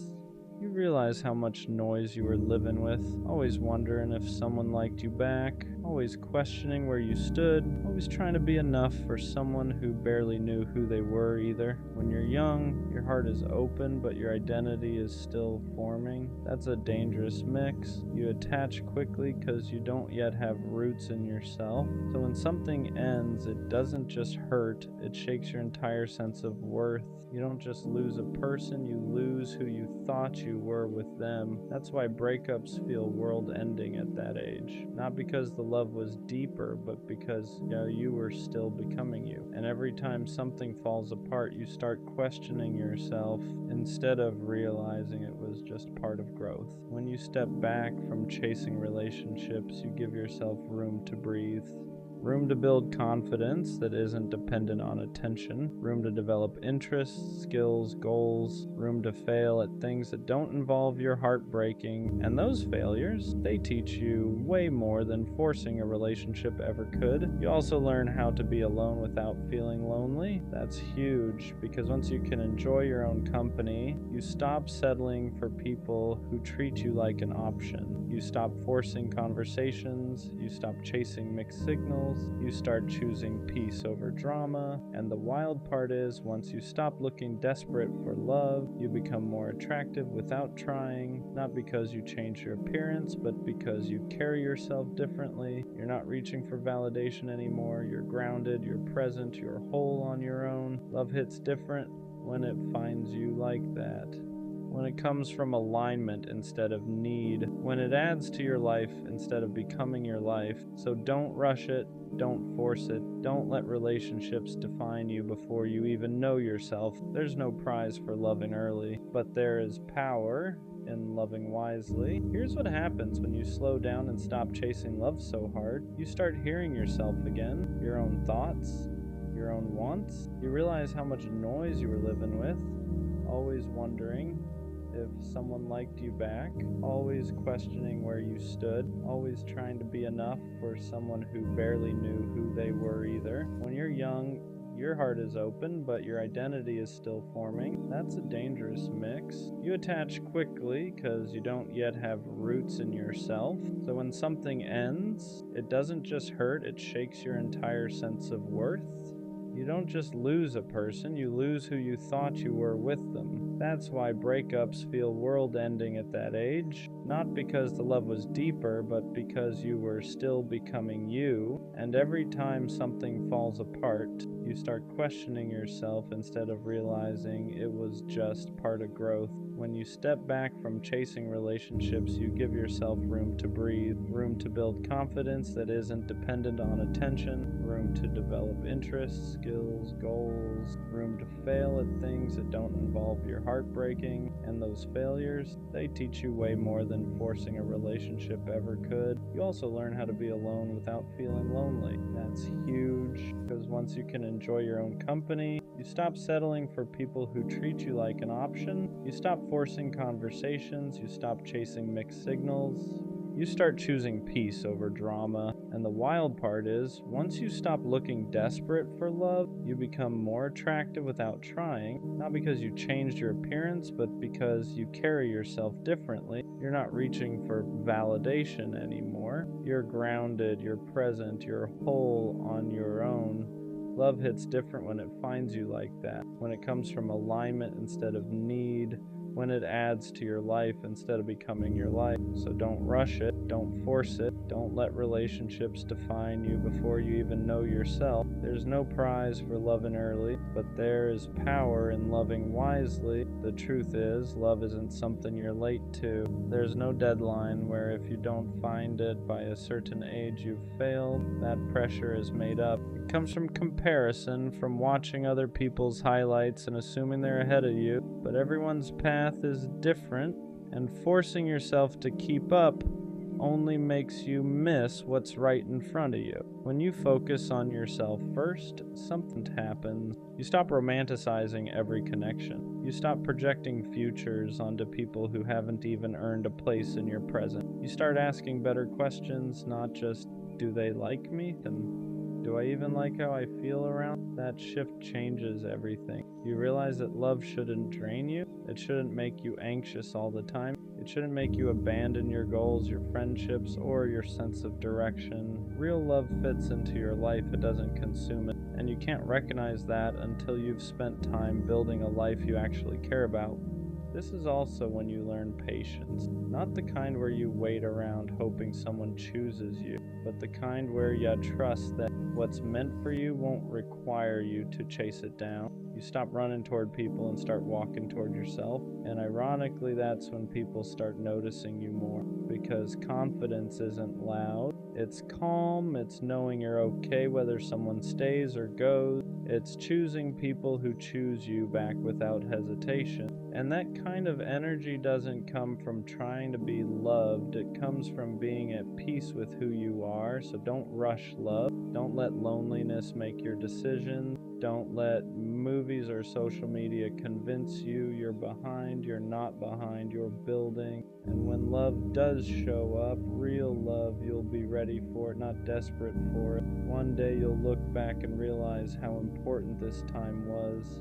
Not because of who you dated or didn't date, but because of who you became when no one was choosing you romantically. These are the years where you learn discipline, where you learn how to sit with discomfort instead of running to someone to distract you from it, where you learn how to build something that lasts longer than a temporary connection. When you stop making love the center of your world, you start seeing everything else clearly. Your friendships get stronger, your goals feel more meaningful, your confidence comes from progress, not attention, and you realize how dangerous it is to let someone else be the source of your happiness before you even know how to create it yourself. This is also when you start setting standards instead of expectations. Expectations are hoping someone becomes what you want. Standards are knowing what you will and won't accept. And standards only come from self-respect. You don't develop that by chasing validation. You develop it by choosing yourself consistently. There's a version of you that exists when you're not worried about being loved. That version is focused, curious, hungry for growth. That version doesn't beg to be chosen because he knows his value isn't determined by who stays. And that's the version of you that real love is actually drawn to. So let love be something that complements your life, not something that defines. Let relationships come from alignment, not loneliness. And trust that when the timing is right, when you're solid in who you are, love won't feel like something you have to chase. It'll feel like something that finally makes sense. You're not missing out, you're preparing. What people don't talk about enough is how much damage comes from learning love the wrong way too early. When you grow up thinking love is supposed to be chaotic, unstable, and uncertain, you carry that blueprint into adulthood. You start associating butterflies with anxiety. You mistake emotional inconsistency for passion, and you end up chasing people who mirror the same confusion you never heal. That's why taking time for yourself isn't selfish. It's preventative. It teaches you how to recognize healthy connection when it finally appears. Because healthy love doesn't keep you guessing. It doesn't make you question your worth. It doesn't feel like you're constantly auditioning to be chosen. When you build yourself first, you stop trying to earn love. You expect it to be mutual. You expect effort to be consistent. You expect respect to be automatic. And if it's not there, you walk away without turning it into a personal failure. You also learn how to love without losing yourself. You keep your routines, your goals, your sense of direction. Love becomes something that adds warmth to your life, not something that replaces, and that balance is something you can only learn when you've spent time standing on your own. The biggest mistake isn't being alone when you're young. The mistake is tying your self-worth to relationships before you understand who you are without. You don't need someone to complete you. You need to complete yourself enough that love becomes a choice, not a necessity. So let yourself grow. Let yourself evolve without pressure. Let love meet you when you're ready to share your love, not escape, because the strongest love stories don't start with desperation. They start with self-respect. Eventually, you reach a point where you realize how quiet confidence actually feels. It's not loud, it's not flexing, it's not proving anything to anyone, it's waking up knowing, even if no one texts you today, you're still okay. That your life still has direction, that your worth didn't disappear because someone didn't choose you. That's the version of you love is meant to meet. When you're young, it's easy to think love will save you, that once you find the right person, everything else will fall into place. But real growth teaches you the opposite. You build the life first, you build stability, purpose, discipline, and self-respect. And then love fits into that life naturally instead of becoming the thing you rely on to feel whole. This is why rushing relationships too early can stunt you. You start making decisions based on fear of losing someone instead of what's best for your future. You compromise your goal. You stay small to keep someone comfortable, and you don't even realize it's happening until you look back and feel behind. Taking time for yourself isn't missing. It's an investment. Every day you spend learning who you are, strengthening your mind, improving your habits, and building something meaningful is setting you up for a healthier connection later. One where love doesn't feel like pressure, but partnership. And when that love finally comes, you won't feel like you're holding your breath. You won't feel anxious or unsure. You'll feel steady, chosen, at peace. That's how you'll know you didn't rush. One day, love will find you when you're not looking for it. Not because you gave up on it, but because you stopped needing it to validate you. You'll meet someone when you're comfortable in your own skin, when your life already has meaning, and when you're not trying to fill a void with another person. And when that happens, it won't feel like chaos. It won't feel like chasing or guessing or proving. It'll feel natural. balanced, safe, like two people choosing each other, not out of loneliness, but out of intention. You'll be glad you didn't rush. You'll be grateful for the nights you spent alone building yourself instead of forcing something that would have only distracted. You'll realize that the love you were searching for externally was something you were always meant to cultivate internally first. So if you're young and feeling behind, if you're single and feeling pressured, breathe. If you're watching everyone else pair up and wondering when it'll be your turn, trust the timing. Love isn't a race. And your life isn't measured by who you dated in your teens. Protect your peace, enjoy being young.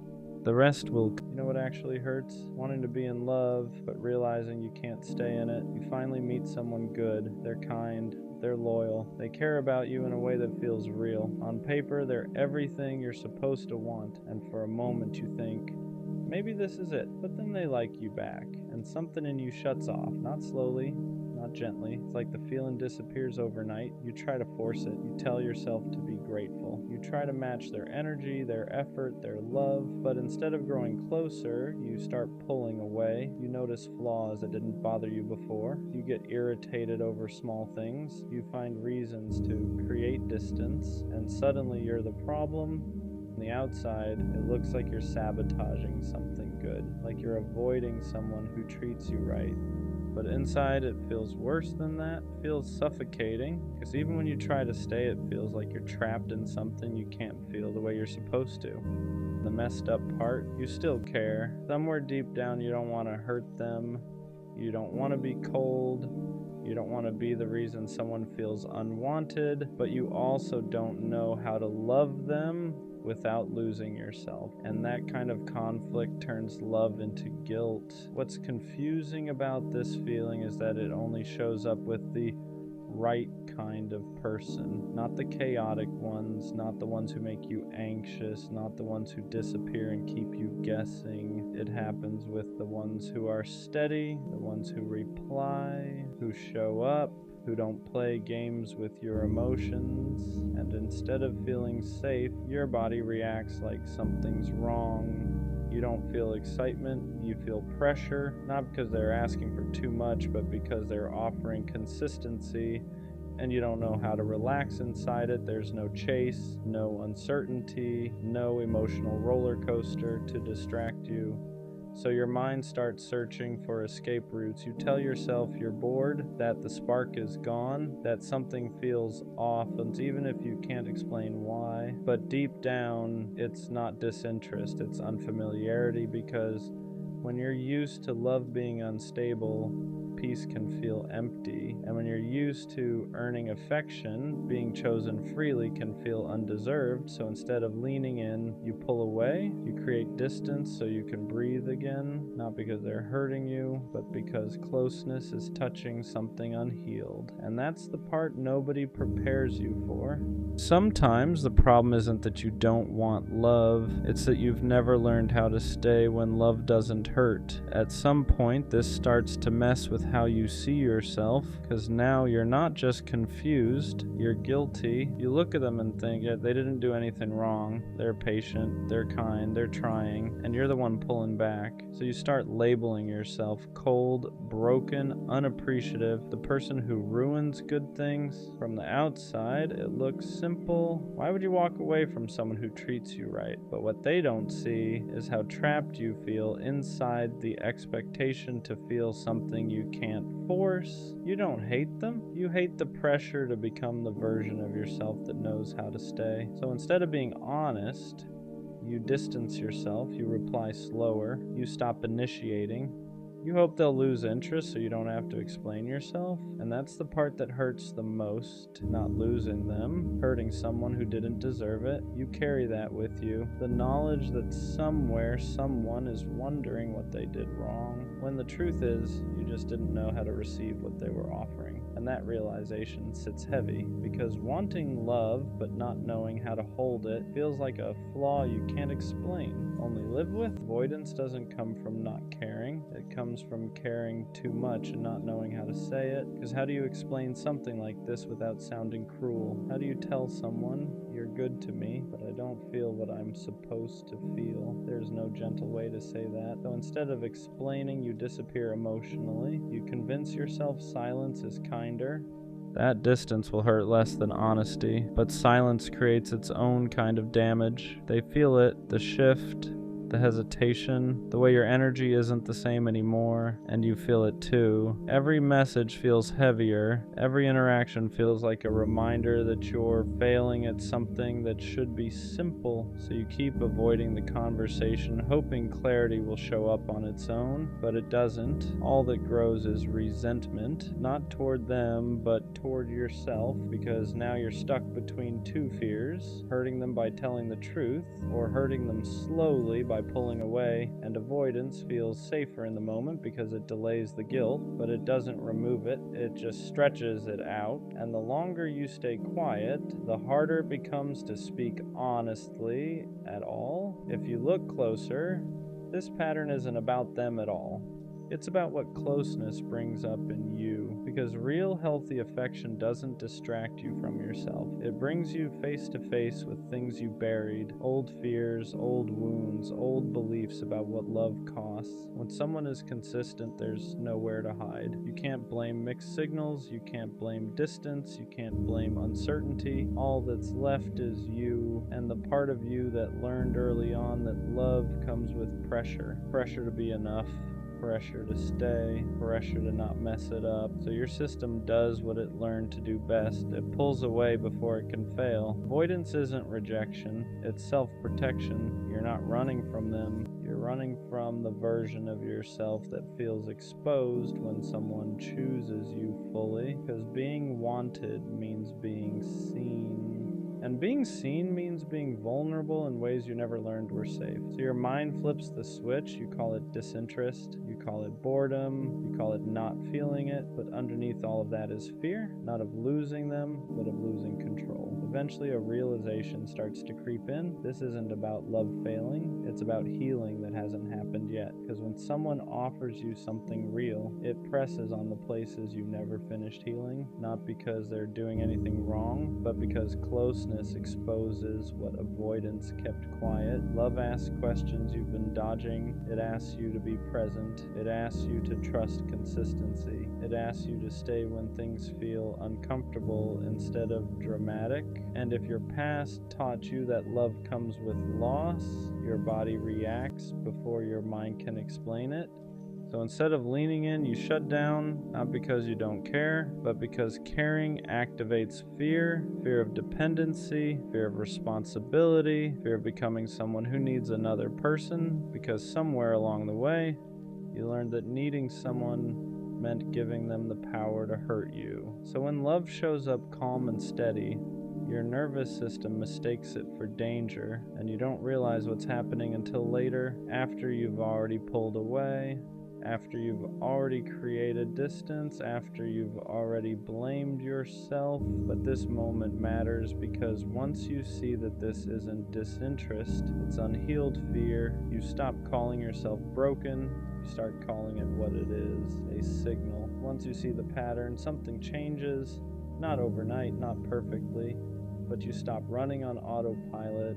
You start noticing the moment your body wants to pull away, the urge to detach, the instinct to create distance the second things feel real, and instead of obeying it immediately, you pause. You ask yourself, am I actually uninterested, or am I uncomfortable? That question alone changes everything, because discomfort isn't a red flag, it's a signal. It tells you something important is happening, something unfamiliar, something that requires presence instead of escape. So instead of disappearing, you stay a little longer. You don't force feelings, you don't fake certainty. You just allow yourself to exist inside the discomfort without punishing it. You start choosing honesty over avoidance, not brutal honesty, gentle honesty. I'm confused, I'm scared, I don't know what I'm feeling yet. And for the first time, connection doesn't feel like a trap, it feels like practice. Practice staying, practice communicating, practice letting someone see you without immediately taking that away. You realize something important here. You don't have to feel everything at once. You don't have to be sure. You just have to stop abandoning yourself the moment love asks you to be present. At the end of all this, you start to understand something clearly. Love was never the problem. Fear was. Fear was the thing turning care into pressure. Fear was the thing making peace feel boring. Fear was the thing convincing you that pulling away was safer than staying. When fear stops leading, love feels different. It's quieter, slower, less dramatic. It doesn't hit like chaos. It doesn't demand certainty right away. It doesn't make you feel trapped. It gives you space to exist without disappearing. Real love doesn't ask you to force feelings. It doesn't punish confusion. It doesn't make you feel like you're failing for needing time. It lets you grow into it, and when you stop running, you realize something important. Caring doesn't mean losing yourself. Staying doesn't mean being stuck. And choosing someone doesn't mean giving up control. It just means you're present. You're allowed to learn how to love differently than you were taught. You're allowed to take it slow. You're allowed to feel unsure without self-sabotaging. And most of all, you're allowed to stop hating yourself for struggling with something you were never shown how to do safely, because the moment love stops being about fear is the moment it finally starts feeling real. I don't care how corny it sounds, I'll never stop being a lover boy. Not until I get the kind of love I've always imagined, the kind where there is no one else, no distractions, no half interest, just one person in a world that feels smaller because of it. I want that kind of love where it doesn't wander, where nobody else even registers, where loving them feels natural, not forced. The kind of love that feels cinematic without trying. Just two people driving nowhere, standing in open fields, traveling for no reason other than wanting to be together. The kind of love you don't just feel in your chest, you feel it in your soul, hot, intense, alive. And I don't understand how people walk around acting indifferent to that. Love is something casual, like it doesn't matter, because love is everything. Sharing the world with someone, learning their habits, knowing their moods, understanding them in ways nobody else does. Going from strangers to someone you can't imagine life without, there's nothing like it. And yeah, love comes with risk, heartbreak, loss, pain, but I'm here for all of it, because if that's the price of loving deeply, I'll pay it. I'll take the heartbreak, I'll take the uncertainty, I'll take the risk. The lover boy in me isn't dying. It can't. What makes it hard sometimes isn't loving deeply. It's loving deeply in a world that pretends not to care. People act like being attached is embarrassing, like wanting someone fully is something you should hide. They call it nonchalant. They call it cool. They call it protecting yourself. But to me, it just feels empty. I don't want love that's casual. I don't want half interest. I don't want to act like I wouldn't be crushed if I lost someone I care about. I want to feel it. I want the kind of love where my heart is all the way in. No exits, no backups, no pretending. And yeah, that makes me vulnerable. It means I get hurt easier. It means I feel things more intensely, but I'd rather feel everything than live numb just to look unbothered, because loving deeply isn't weakness, it's courage. It takes guts to say I want you fully. I'm choosing you. I'm not scared to care. And maybe that's why it feels lonely sometimes, because not everyone is built to love like that. But I am. And I'm not going to dull that part of me just to fit into a world that treats love like it's optional. Loving this way hurts more because you don't do it halfway. You don't keep one foot out the door. You don't love with conditions. You don't calculate how much to give. When you fall completely. And that means when things don't work out, it hits harder. You don't just lose a person. You lose the future you already imagined, the places you pictured going together, the version of yourself that only existed with them. People say, I don't get your hopes up, protect your care less, but that's never been you. You don't know how to want someone quietly. You don't know how to love without meaning it, and you don't want to learn, because even when it hurts, loving deeply still feels better than than pretending you don't care. Yeah, heartbreak changes you. It slows you down, makes you cautious for a while, but it never kills that part of you that believes in something more. And that's the difference. Some people close their hearts after pain. Others keep theirs open, not because they're naive, but because they refuse to let disappointment turn them cold. You don't love deeply because it's easy. You love deeply because that's who you are. And even when it costs you, you'd rather feel everything than live a life that feels empty. The truth is, you already know how this can end. You know love can break you. You know it can leave scars. You know it can take pieces you don't get back, and still you choose it. Not because you're reckless, not because you're desperate, but because a life without love feels smaller than a life with heartbreak. You're not chasing perfection. You're chasing connection. The kind that makes the world feel louder and quieter at the same time. The kind that turns ordinary moments into memories. The kind that makes you feel seen in ways words can't explain. People say love like that is unrealistic, that it only exists in movies or stories, but you've felt glimpses of it, enough to know it's real, and once you've felt that, you can't pretend you don't want it anymore. So yeah, you risk it again, you open your heart again, you believe again, not because you forgot the pain, but because you decided it wasn't stronger than your capacity to love. Being a lover boy doesn't mean you ignore reality, it means you face it and still choose love anyway. When you say you want that kind of love, you're not talking about perfection, you're not chasing fantasy or some unrealistic fairy tale ending. You're talking about presence, the kind of love where you don't feel alone even when you're silent, where being together feels natural, not forced, where effort doesn't feel like work. Is waking up and knowing there's one person in the world who chooses you without hesitation, not because they have to, but because they want to. It's traveling with no plan and still feeling grounded, standing in open spaces and realizing the world feels fuller just because they're next to you. It's loyalty without fear, commitment without control, love that feels intense but never unsafe. That's the kind of love you want. Not obsession, not possession, connection. The kind where you don't question intentions, you don't wonder where you stand, you don't compete with distractions, you're just there, fully, openly chosen, and wanting that doesn't make you unrealistic, it makes you honest. Because once you know how deeply you can love, you stop settling for anything that asks you to dim that fire. Waiting doesn't scare you, settling does.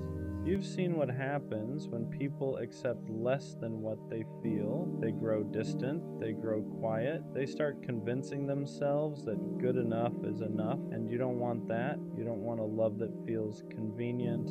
You don't want someone who chooses you only when it's easy. You want someone who stays when it's real, when it's messy, when it requires effort.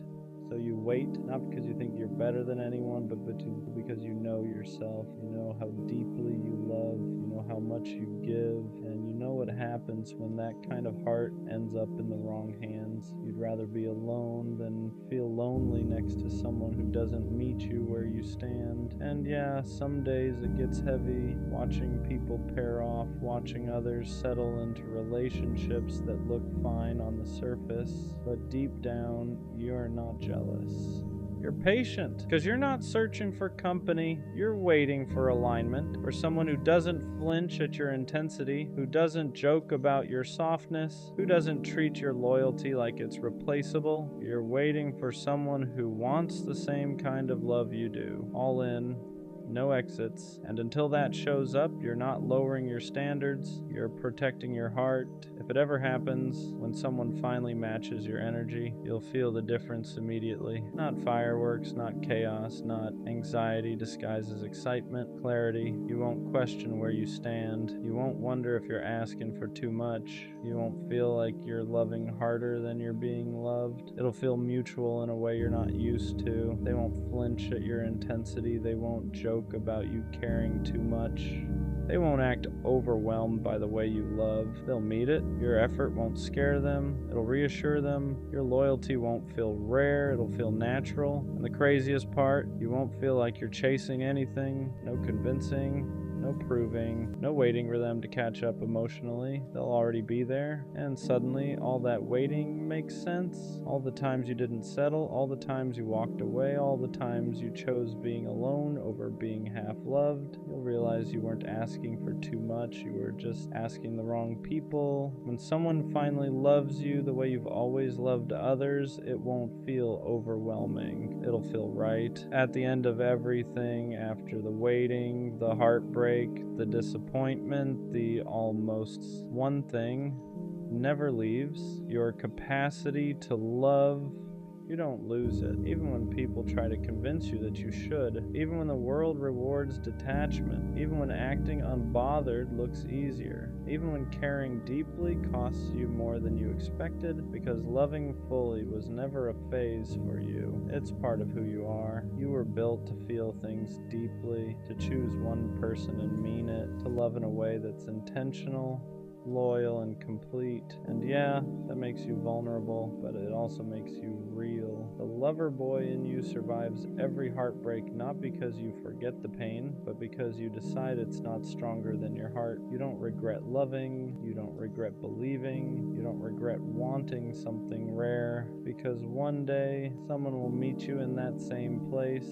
They won't laugh at your intensity. They won't treat your love like it's extra. They won't ask you to tone it down.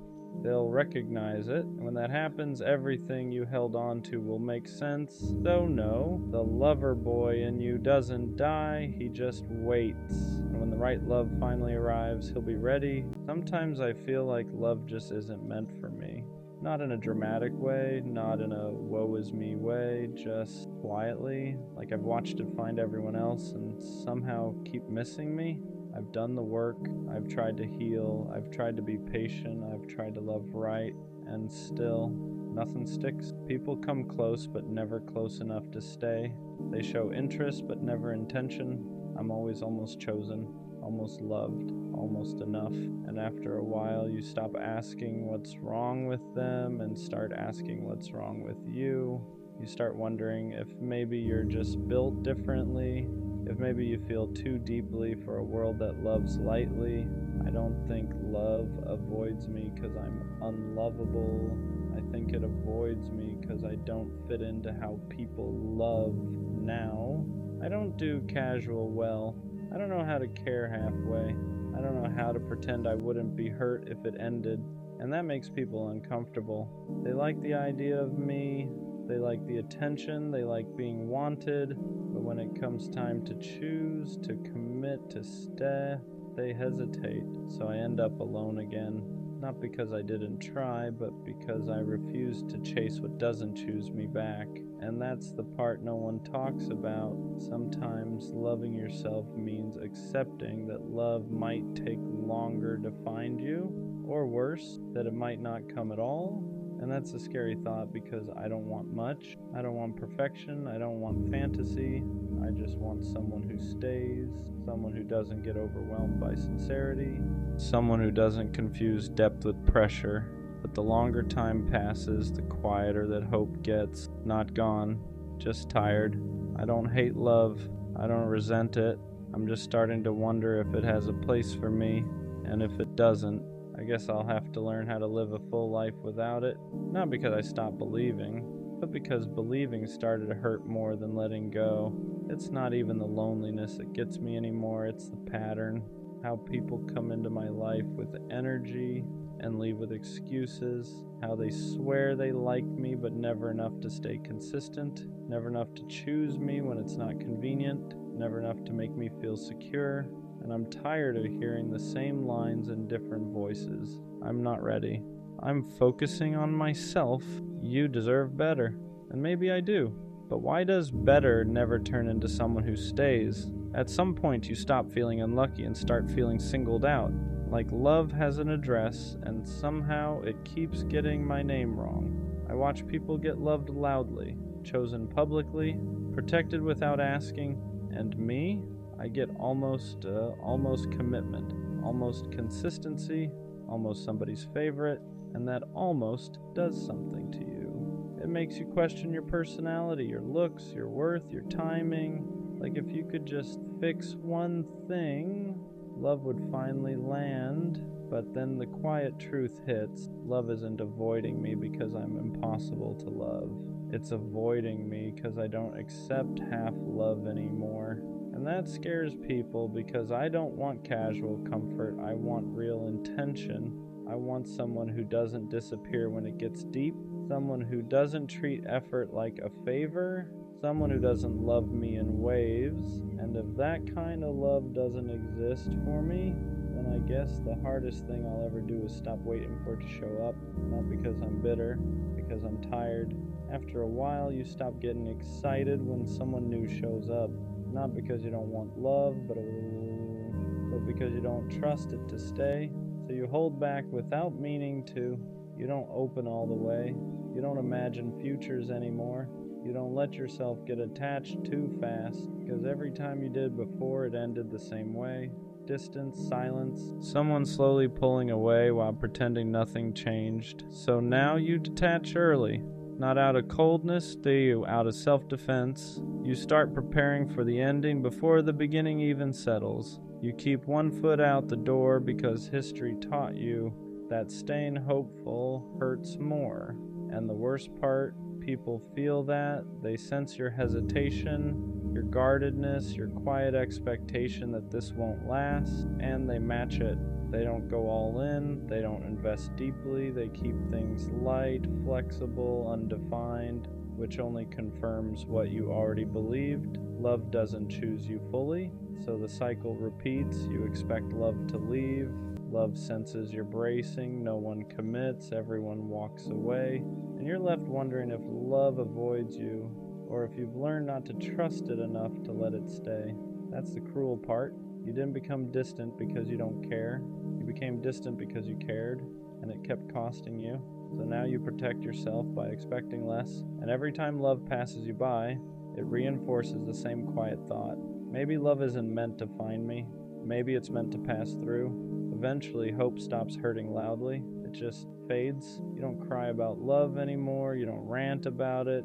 You don't even talk about it much. You just stop expecting it. You start telling yourself that maybe love is for other people. People who are easier, people who don't feel as deeply, people who fit better into how relationships work now. And that belief settles in quietly. You still show up. You still try when someone new comes around. But there's a ceiling now. You don't let yourself dream past the present. You don't imagine forever. You don't let excitement get too loud. Because disappointment trained you. You learned that getting your hopes up only makes the fall harder. So you keep them low, manageable, contained. People think you're calm. They think you're chill. They think you're emotionally mature. But really you're just tired of believing in something that keeps proving you wrong. You start romanticizing independence, telling yourself you don't need love anyway, that you're better off alone, that attachment is overrated, and maybe part of that is true. But another part of you still aches when you see people chosen easily, loved openly, protected without asking. You don't envy them. You just wonder why it never seems to be you. And the scariest thought creeps in. What if this isn't a phase? What if this isn't healing? What if this is just acceptance? Acceptance that love won't find you no matter how patient you are, no matter how much you grow, no matter how carefully you love. So you make peace with the idea that maybe love isn't your story, and that peace feels less like relief and more like surrender. At some point, you stop chasing love altogether. Not in a dramatic, I'm done with love way, but in a quiet, tired way. You stop looking for it in rooms, stop expecting it in conversations, stop wondering if this person might finally be different. You still show up, you still talk, you still connect, but the hunger is gone. Not because you're fulfilled, but because you're exhausted. You've wanted love for so long that wanting it started to feel embarrassing. Like asking for something that clearly wasn't meant to be yours. So you replace longing with numbness. You tell yourself you're fine, that you don't need anyone, that independence is better anyway. And some days you believe it, but other days it feels like you've just buried something alive. You don't get butterflies anymore. You don't get excited about potential. You don't let yourself feel anticipation, because anticipation has disappointed you too many times. People mistake this version of you for healed. They say you're strong. They say you're grounded. They say you've matured. But what they don't see is how much of that softness you had to shut down to survive. You didn't stop wanting love because you outgrew it. You stopped because wanting it started to hurt too much. And now you're in this strange in-between place. Not heartbroken, not hopeful, just waiting without believing. And the thought that scares you the most isn't being alone. I was wondering if you've waited so long that even if love did find you now, you wouldn't know how to let it in. Sometimes the thought hits you that maybe love did try to find you before, and that's harder to sit with than believing it never came at all, because then you have to ask yourself, if you were too hurt to see it, too guarded to trust it, too used to disappointment to believe something good could last, you replay moments differently now. People who tried to get close, but you kept at arm's length. Connections you didn't fully invest in because you were already bracing for the end. Not because they were bad, but because you were tired. Tired of hoping, tired of opening up, tired of being the one who cared more. So you stayed cautious, you stayed reserved, you stayed prepared to lose, and maybe that protection kept you safe, but it also kept you distant. That realization stings because it means love wasn't always the one that failed to show up. Sometimes it showed up quietly and you were too wounded to let it stay. But even knowing that, you don't blame yourself. You were doing what you knew how to do to survive repeated disappointment. You weren't cold, you weren't careless, you were scared to believe again and have it fall apart like it always did. So you chose control over vulnerability, distance over hope, certainty over possibility. And now you're left wondering if love will ever feel safe enough again to recognize when it's real. That question lingers, not loudly, not urgently, just quietly in the back of your mind. At some point, fear quietly replaces hope, not all at once, not dramatically, just slowly. You stop expecting good things to last. You stop trusting excitement. You stop letting yourself believe that something real could finally choose you. So you protect your heart. At first, it feels smart, responsible, like growth. You don't overshare. You don't get attached too fast. You don't let people see how much you care. But over time, protection turns into distance. You're not just guarding against pain anymore. You're guarding against connection. You start filtering yourself, keeping conversations surface level, holding back emotions before they even have a chance to exist. And people feel that. They don't push deeper, they don't try harder. They assume you're not that interested, which feeds the same belief again. Love doesn't choose you. But what's really happening is that fear is deciding for you. Fear is telling you it's safer not to hope, safer not to want too much, safer not to open the door all the way. Because every time you opened it before, something left. So now you keep it cracked, just enough to say you tried, never enough to risk getting hurt again. And that's the quiet tragedy of it. You didn't stop believing in love because you don't care. You stopped because caring started to feel dangerous, and the longer fear sits in the driver's seat, the harder it becomes to remember what hope even felt like.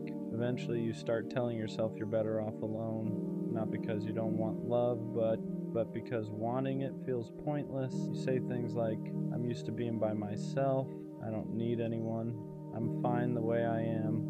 And part of that is true. You're strong on your own. You have learned how to survive without being chosen. You can build a life that doesn't depend on someone staying. But there's another part you don't talk about. The part that still wants to be seen. The part that still wants someone to stay without being asked. The part that wonders what it would feel like to finally be someone's first choice. So you compromise with yourself. You don't hope, but you don't fully let go either. You live in this middle space where love is something other people get, and you quietly prepare for a life without it. You stop imagining shared futures. You stop picturing growing old with someone. You plan your life around independence because that's the only constant you trust. And people admire you for it. They call you self-sufficient. They say you're unbothered. They think you're healed. But healing isn't supposed to feel like convincing yourself you don't want something you still ache for.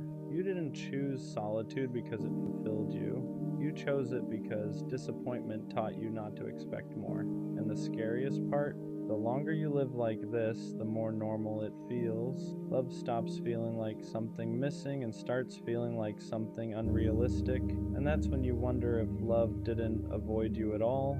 If you just slowly stopped believing you were allowed to have it. The truth is, you never stopped wanting love.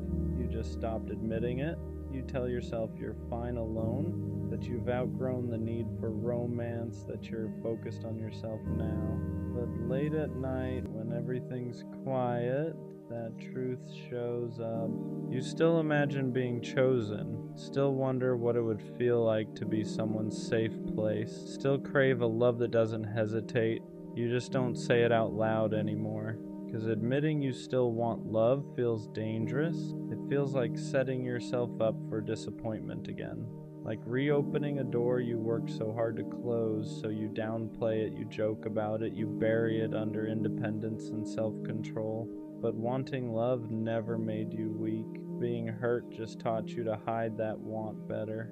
You learned how to survive without being chosen, but survival was never the same as fulfillment, and deep down you know the difference. You didn't stop believing in love because you healed. You stopped because believing started to feel like self-betrayal. Like hoping for something that never came was making a fool of you. So you chose silence instead. But that silence doesn't mean you're done wanting love. It just means you're tired of wanting it alone. At some point, you have to face the question you've been avoiding this whole time. Is love really done with you, or are you done believing in it? Because the truth is, love didn't disappear overnight. It faded every time you were disappointed, every time someone almost chose you, every time you opened up and watched it fall apart again. Eventually, believing started to feel stupid, like hoping for something that clearly wasn't meant for you. So you stopped. Not because you stopped wanting love, but because you couldn't handle wanting it alone anymore. You told yourself this is just how life turned out, that some people get love and others learn how to live without it, and maybe that belief protected you. It kept you from more heartbreak, more waiting, more letting yourself down, but it also cost you something. It cost you the ability to imagine a future that includes being chosen. It cost you the courage to believe something good could stay. So now you stand here, not hopeless, not hopeful, just tired of wondering, tired of preparing for disappointment, tired of asking why love keeps missing you. And maybe the hardest truth is this: love didn't stop trying to find you. You just stopped leaving the door open, not because you're broken, not because you're unlovable, but because getting your hopes up hurt more than letting them go. And whether love ever finds you or not, one thing is clear now. You didn't lose because you loved too much. You lost because loving started to feel unsafe. So if love ever does come again, it won't be loud, it won't rush you, it won't demand you believe right away. It'll wait. And the real question won't be whether love finds you. It'll be whether you're willing to believe again when it does. Unrequited love is a quiet kind of pain, the kind that doesn't make noise. It just sits with you. It's loving someone who laughs with you, but never looks at you the way you look at them. They're comfortable around you. They trust you. They tell you things. And every time they talk about someone else, you smile, while something inside you cracks just a little more. You learn how to swallow words before they escape, compliments you never say, feelings you never confess, because deep down you already know the answer, so you love them quietly. You notice everything about them, their habits, their moods, the small details nobody else pays attention to, knowing full well you'll never live in their memory the way they live in yours. Somehow you convince yourself it's okay, that being close to them, even like this, is better than being without them at all.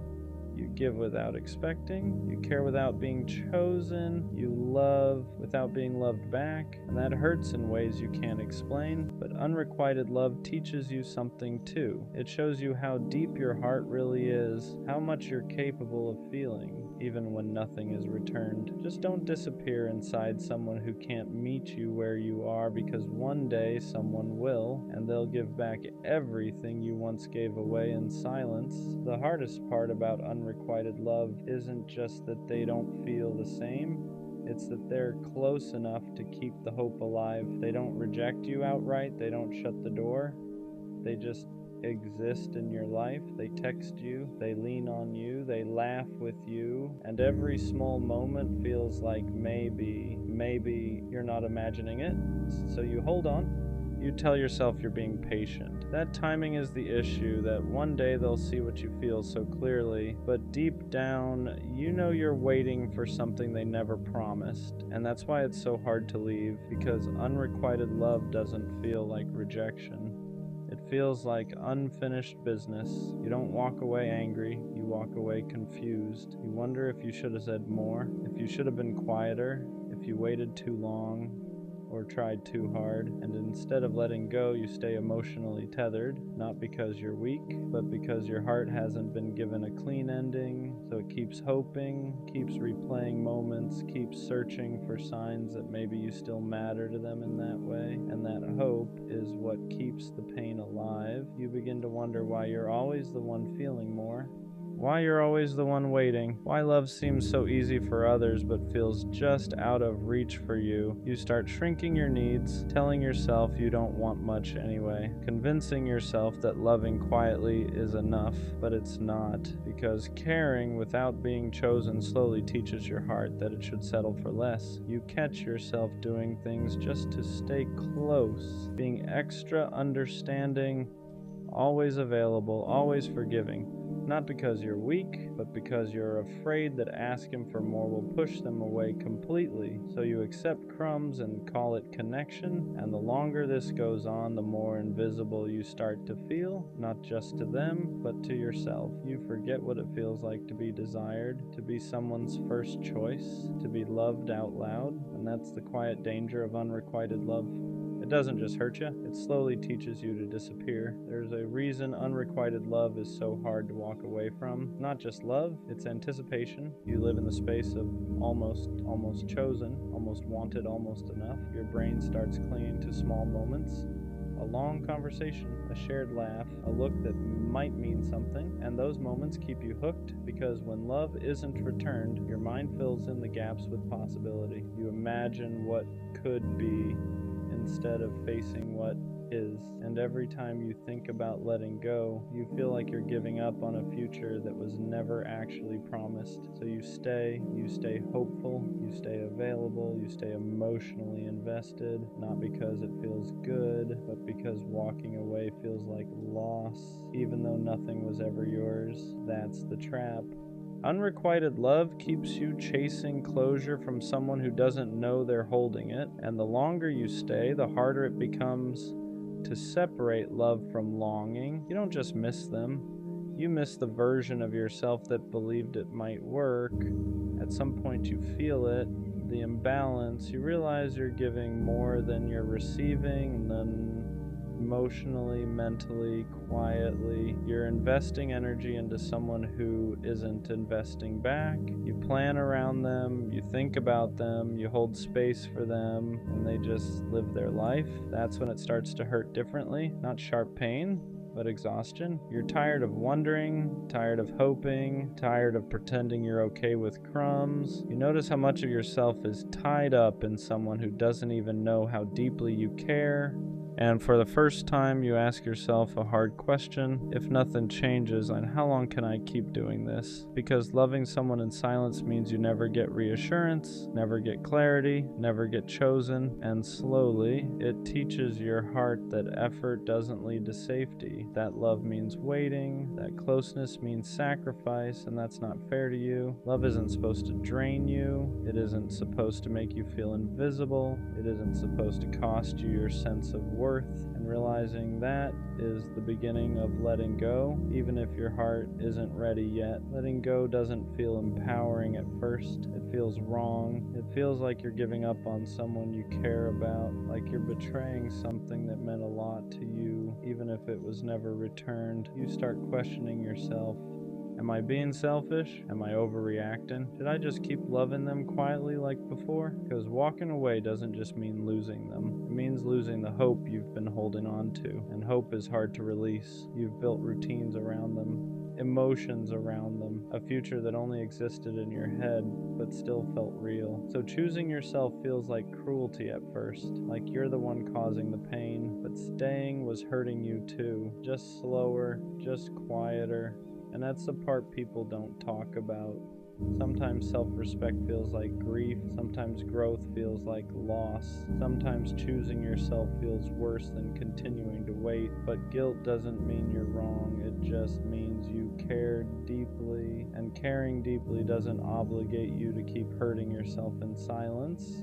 After you finally choose yourself, something unexpected happens. It feels empty, not peaceful, not freeing, just quiet in a way that's uncomfortable. You're no longer waiting for their message, no longer replaying conversations, no longer building your day around the possibility of them. And at first, that absence hurts more than the waiting did, because unrequited love filled space. It gave your emotions somewhere to go. It gave your heart something to hold on to, even if it was hurting you. Though when it's gone, you don't immediately feel relief. You feel loss. You miss the closeness. You miss the routine. You even miss the hope, as painful as it was. And that makes you question your decision. You wonder if you left too early, if you should have tried harder, if loneliness is worse than longing. But this part matters, because this emptiness isn't failure, it's withdrawal.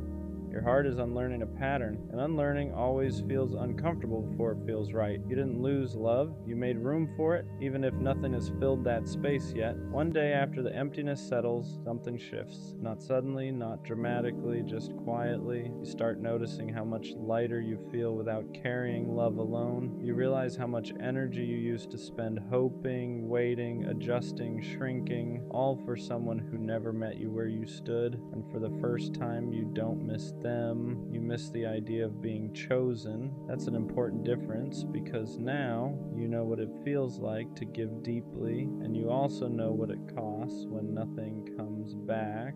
So when love shows up again one day, it feels different. It doesn't make you question yourself. It doesn't leave you guessing. It doesn't ask you to love in silence.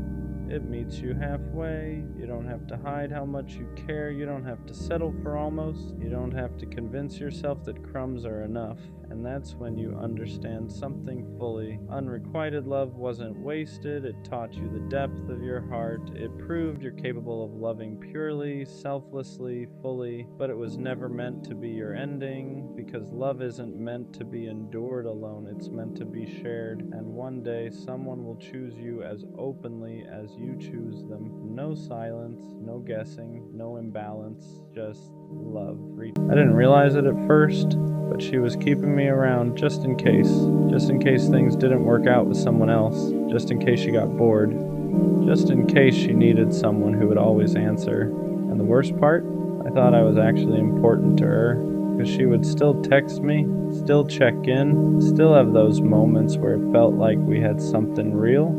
So I stayed, because when someone doesn't fully leave, it gives you hope. And hope is dangerous when it's built on inconsistency. There would be days where she talked to me like I was the only person that mattered, then days where it felt like I didn't exist. And every time she came back, I told myself the same thing. Maybe this time it's real, but now I see it clearly. I wasn't her priority. I was her backup plan. The confusing part about being someone's just in case is that it doesn't feel obvious. It doesn't feel like rejection. It feels like almost consistent, almost real, almost something worth holding on to, because she never fully disappeared. She would come back, random messages, random conversations, random moments where it felt like everything was normal again. And every time that happened, it reset everything in my head. It made me forget the distance, forget the inconsistency, forget the fact that I only heard from her when it was convenient, because those moments felt real. And when something feels real, you don't question it, you lean into it. But what I didn't realize was this: she wasn't coming back because she chose me. She was coming back because she needed something: attention, comfort, familiarity, and I was always there to give it. That's what kept me in the cycle, because I wasn't being rejected, I was being reused. The more I looked at it honestly, the more the pattern became clear. I wasn't part of her life consistently. I was part of her life conveniently. She would show up when things felt off for her, when she needed someone to talk to, when she needed to feel like someone still cared. And every time I was there, not questioning it, not hesitating, just showing up the same way I always did. Because in my head, I thought consistency would eventually turn into something real.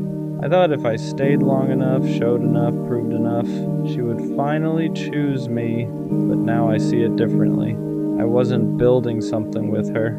I was maintaining a position she never fully committed to, and that's the hardest part. Realizing you were giving real effort to something that was never real in the same way. There's something subtle about being kept just in case. It doesn't destroy you all at once, it slowly drains you, because you're always in between, not fully chosen, not fully let go, just there. And that in-between space is confusing, because you don't know how to act. Do you pull back? Do you stay consistent? Do you treat it like something serious or something temporary? So you end up doing what I did. You stay, you give, you hope. Because every time she came back, it felt like confirmation that I still mattered. But what I didn't understand was this: being remembered isn't the same as being chosen. Just because someone comes back to you doesn't mean they value you the way you think they do. Sometimes it just means you're available. The turning point for me wasn't when she left. It was when I started paying attention to when she came back. Because it was never random. It was always when something else in her life wasn't working, when she felt bored, when she felt alone, when she needed someone to fill that gap. That's when I would hear from her again. And at first I didn't connect those dots. I just saw it as her coming back. But once you see the pattern, you can't unsee it. You realize you're not part of her routine. You're part of her fallback. And that changes everything. Because now it's not about misunderstanding the connection. It's about understanding your position in it. And my position was never first, never consistent, just there when she needed me. Once I accepted that, the situation stopped feeling confusing and started feeling clear. Painful, but clear, because now I understood why the connection never felt stable, why I was always questioning things, why it felt like I was holding on to something that kept slipping. It wasn't because I wasn't doing enough, it was because she was never fully in. You can't build something stable with someone who only shows up part-time. You can't create consistency with someone who treats you like an option. And I was trying to turn something temporary into something permanent. That's why it never worked. For a while I blamed myself. I thought maybe if I had pulled back sooner, maybe if I acted less available, maybe if I made her miss me more, things would have been different. But the truth is, people who see you as just in case don't suddenly turn you into a priority. They just adjust how often they come back. That's it. And once I understood that, I stopped trying to change how she saw me, because the problem wasn't what I was doing, it was how she valued me. And you can't force someone to value you correctly. That's when I had to be honest with myself. I wasn't stuck because of her. I was stuck because I kept accepting that position. I kept answering, kept showing up, kept giving her access to me whenever she decided to come back. And every time I did that, I reinforced the same thing, that I would always be there no matter how inconsistent she was. And once you allow that pattern, it becomes the expectation, not the exception. So the real shift didn't come from her changing. It came from me realizing I had to stop participating in it. Walking away from that wasn't easy, because when you've been someone's just in case for a while, it starts to feel normal.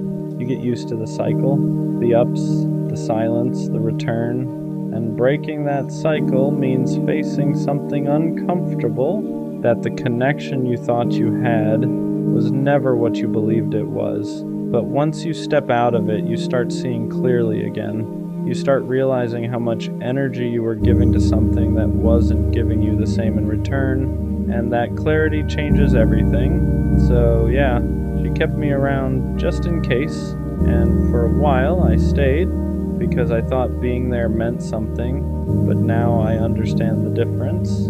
Being someone's option isn't the same as being someone's choice. The right person doesn't keep you on standby. They don't come and go. They don't leave you guessing about where you stand. They choose you, clearly, consistently, without hesitation. And next time, I won't stay in a position where I feel like I'm waiting to be picked, because I'm not here to be someone's just in case. I'm here to be someone's only choice.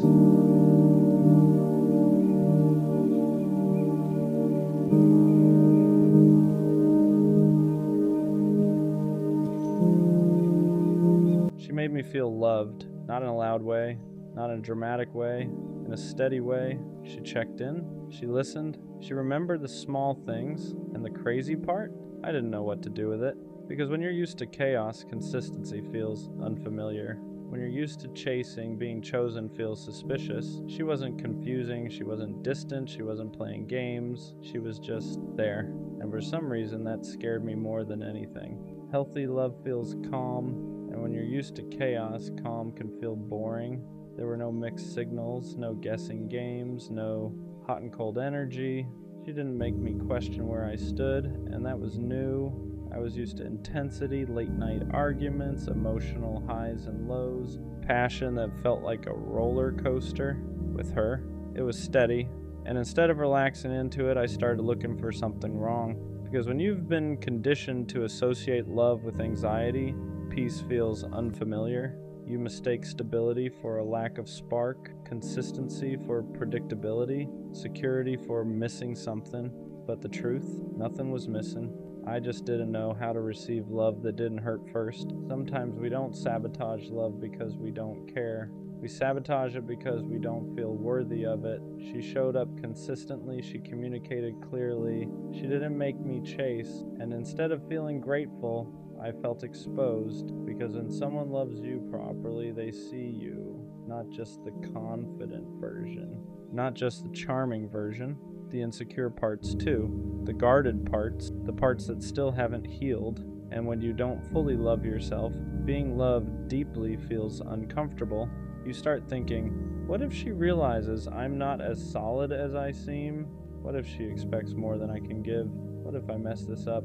So you create distance first, you act unsure, you slow down, you convince yourself the timing isn't right, not because she wasn't enough, but because you didn't feel like you were.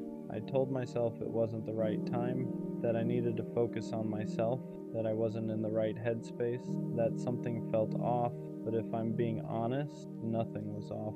I was just scared of being responsible for something real. Scared of being consistent, scared of not being able to hide behind confusion anymore. Because when someone loves you right, there's no chaos to blame, no mixed signals to point at, no drama to distract you. It's just clarity, and clarity means accountability. I couldn't say she didn't show up, she did. I couldn't say she wasn't serious, she was. So the only thing left to question was myself, and that's harder than walking away.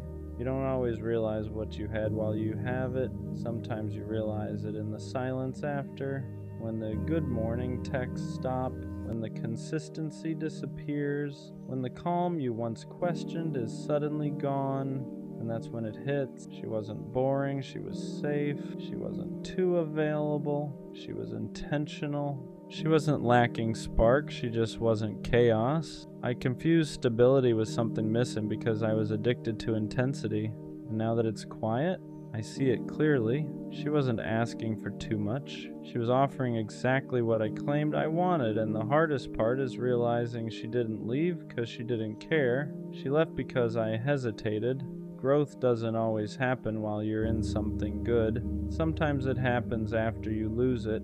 after the silence, after the distance, after you sit alone with no one to blame but yourself, that's when reflection hits differently. You replay conversations, moments you brushed off, times she asked for reassurance and you gave her half answers, not because you didn't care, but because you weren't mature enough yet to handle something healthy. And the painful part, you finally become the version of yourself that she needed, clearer, more emotionally aware, more ready, but she's not there anymore. And that's the lesson. Sometimes the right person meets you at the wrong version of yourself, and losing them is what forces you to grow. Now the question is different. Do I reach back out, or do I let her have the peace I couldn't give her before because missing someone isn't the same as being ready for them? Regret can feel like growth, loneliness can feel like clarity, but are you actually different, or do you just miss how she made you feel? That's the part nobody talks about. It's easy to want someone back when you finally understand their value. It's harder to admit you might still not be the version they deserve. Reaching out isn't about easing your guilt. It's about being certain you won't repeat the same pattern. Because if she loved you right once, she deserves someone who can love her right back. And if that's finally you, then show up differently. If it's not, let her be loved properly by someone who was ready the first time. Being ready isn't about having your life perfect. It's about emotional responsibility. It's about being able to communicate without shutting down, being consistent without feeling trapped, being vulnerable without running when it gets real. I thought being ready meant having money right, career right, timing right, but she didn't need perfection. She needed presence. She needed reassurance without having to beg for it. She needed clarity without having to decode it. She needed someone who didn't confuse peace with boredom. And the truth, I wasn't emotionally disciplined enough. I liked being loved, but I wasn't ready to love back at the same level. And that's the difference. Being ready means you don't just enjoy the love, you reciprocate it fully. Was losing her a mistake, or was it a lesson I had to learn the hard way? At first it felt like a mistake, like I let something rare slip through my hands, like I fumbled the one person who actually showed up right. But the more I sat with it, the more I realized something. If I wasn't ready, I would have hurt her eventually. Not intentionally, not maliciously, but through inconsistency, through hesitation, through emotional immaturity. And she didn't deserve that. Sometimes the loss isn't punishment, it's preparation. Preparation to become the version of yourself who doesn't run from healthy love, who doesn't confuse peace with boredom, who doesn't sabotage stability. Maybe she wasn't meant to stay forever. Maybe she was meant to show me what real love looks like, so I'd stop settling for less and stop being less. And that doesn't erase the regret, but it gives it meaning. Will she ever know how much she meant to me? Probably not in the way she deserved, because when she was loving me out loud, I was loving her quietly. When she was certain, I was unsure. When she was present, I was half in. And now that I finally understand her value, it's in hindsight. But here's what I do know. She raised my standard, not just for what I want, but for who I need to be. She showed me that love doesn't have to be chaotic to be real, that consistency isn't boring, that reassurance isn't weakness, that stability is rare, and maybe she'll never know how much she changed me. Maybe she'll never know that losing her is what forced me to grow. But one day, when I love someone the right way, fully, clearly, consistently, a part of that will be because of her, because she loved me right, even when I wasn't ready, and that's something I'll always respect. For the longest time I thought she loved me, not just liked me, not just enjoyed being around me. I thought she actually loved me, because she talked to me every day, she wanted to know what I was doing, she asked about my life like it mattered to her. And when someone shows you that kind of attention, it's easy to believe the feelings behind it are real. So I believed it. I believed the late night conversations meant something deeper. I believed the way she smiled when we talked meant she cared. I believed all the time we spent together was building something real. But looking back now, I think she didn't love me. I think she loved the attention. There's a difference. When someone loves you, they care about who you are, your thoughts, your struggles, your future. They care about the person standing in front of them. But when someone loves the attention, the focus isn't really on you, it's on how you make them feel. The compliments, the validation, the feeling of being wanted. And for a while I was giving her all of that. I was the person who always answered, the person who always listened, the person who always showed up when she needed someone to talk to. And I thought that meant I mattered to her, but eventually I started noticing something strange. Whenever I pulled back, she suddenly came closer. Whenever I stopped giving her attention, she started reaching out again. Not because she missed me, but because she missed the way I made her feel. And that's when something started becoming clear. Maybe she didn't love me the way I thought she did. Maybe she just loved having someone who cared about her that much. Once that thought entered my head, that maybe she didn't love me, maybe she just loved the attention, I started seeing things differently. Moments that once felt meaningful started feeling different. I remembered how often she reached out when she was bored, when she had nothing going on, when she needed someone to talk to. And every time I was there, answering her messages, listening to her problems, giving her reassurance whenever she doubted herself. At the time, I thought that's what love looked like. Two people being there for each other. But when I really looked at it honestly, something felt uneven. Because when she needed attention, I was always available. But when I needed support, it didn't always feel the same. Sometimes she would disappear. Sometimes the conversation would suddenly end. Sometimes it felt like the connection only existed when she was the one who needed it. And that's when a difficult question started forming in my mind. Was she actually interested in me? Or was she interested in the way I made her feel about herself? Because attention can be addictive. When someone constantly reminds you that you're special, that you're wanted, that someone cares deeply about you, it feels good, really good. And some people don't fall in love with the person giving them that feeling. They fall in love with the feeling itself, the validation, the reassurance, the comfort of knowing someone is always there. And I think that's what I was to her. Not a partner, not someone she truly wanted to build something with, but someone who gave her a constant source of emotional attention. And the moment I started seeing that pattern, everything began to make more sense. The more I thought about it, the more patterns started standing out.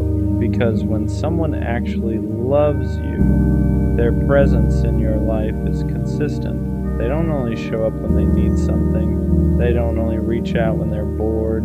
They don't only care when the attention is focused on them. But with her, the connection always seemed to revolve around how she felt. If she had a bad day, I was the first person she called. If she felt insecure, I was the one reminding her how amazing she was.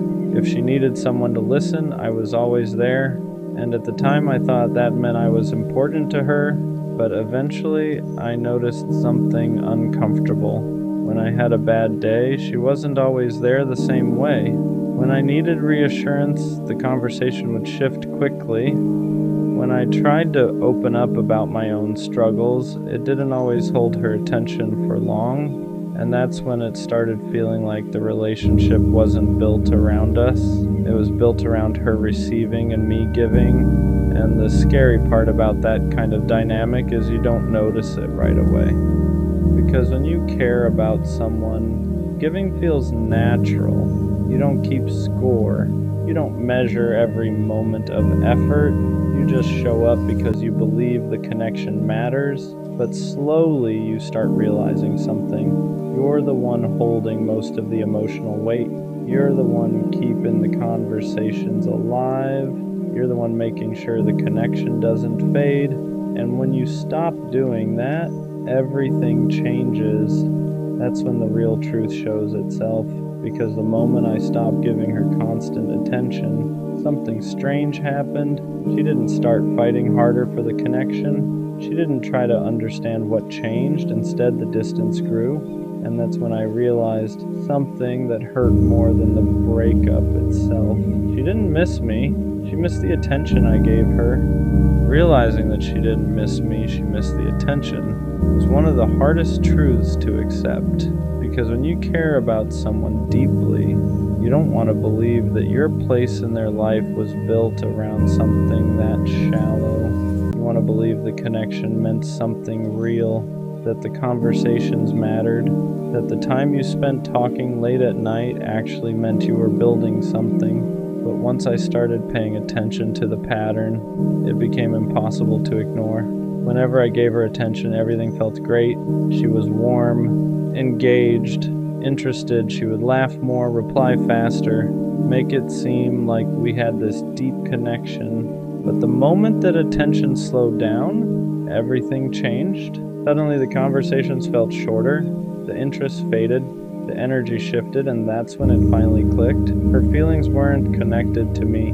They were connected to the attention I was giving her. Because when someone loves you, their connection doesn't disappear just because the attention changes. But when someone loves the attention, the moment that validation slows down, so does their interest. And looking back now, that explains everything. Why she would suddenly become distant, why she would come back the moment I stopped reaching out, why the connection always felt strongest when I was the one giving the most. It wasn't love, it was validation, and I was the person supplying it.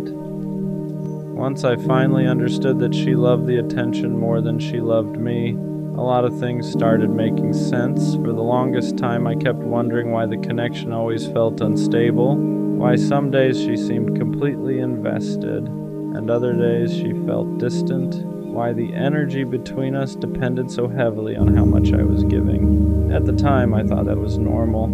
I thought relationships just had ups and downs. But there's a difference between normal ups and downs and a connection that only exists when one person is constantly feeding it. And that's what this was. Whenever I was fully present, texting first, asking about her day, complimenting her, showing that I cared, everything felt good between us. But when I pulled back even slightly, the dynamic changed immediately. The warmth disappeared, the conversation slowed down, and the connection that once felt so strong suddenly felt fragile. That's when it became impossible to ignore what was really happening. Because love doesn't disappear just because attention shifts for a moment, but validation does. Validation needs constant reinforcement. It needs someone to keep providing that feeling of being admired and wanted. And once that source slows down, the person who depended on it starts looking for it somewhere else. That's when I realized something that hurt more than I expected. I wasn't the person she loved. I was the person who made her feel important. And once you realize that difference, you start understanding the relationship in a completely different way. Once that realization settled in, that she loved the attention more than she loved me, something inside me started shifting. At first it hurt more, because it meant all the things I thought were meaningful might not have meant the same thing to her. All those long conversations, all the moments where she told me things she said she didn't tell anyone else, all the time she said she appreciated having me in her life. I thought those things meant we were building something real, but now I started seeing them through a different lens. Maybe she didn't say those things because she loved me. Maybe she said them because she loved the feeling of having someone who cared about her that much. And that's a dangerous dynamic, because when someone becomes your main source of validation, it feels powerful. You feel admired, you feel important, you feel like someone is always there to remind you that you matter. But that feeling isn't the same as love. Love cares about the person giving the attention. Validation only cares about the feeling it creates. And the more I thought about it, the more I realized something uncomfortable. Whenever I tried to shift the focus of the relationship, whenever I wanted something deeper, the energy changed. If I asked serious questions about where things were going, if I talked about building something more stable, if I needed emotional support myself, that's when the connection suddenly felt weaker. Almost like the relationship only worked when I was the one giving not when I needed something back. And that's when the truth became impossible to ignore. The relationship wasn't built on mutual connection, it was built on attention, and I was the one providing it. After I understood that the relationship was built more on attention than love, another uncomfortable truth started showing itself. I wasn't just giving attention, I was maintaining the entire connection. I was the one making sure the conversation didn't die.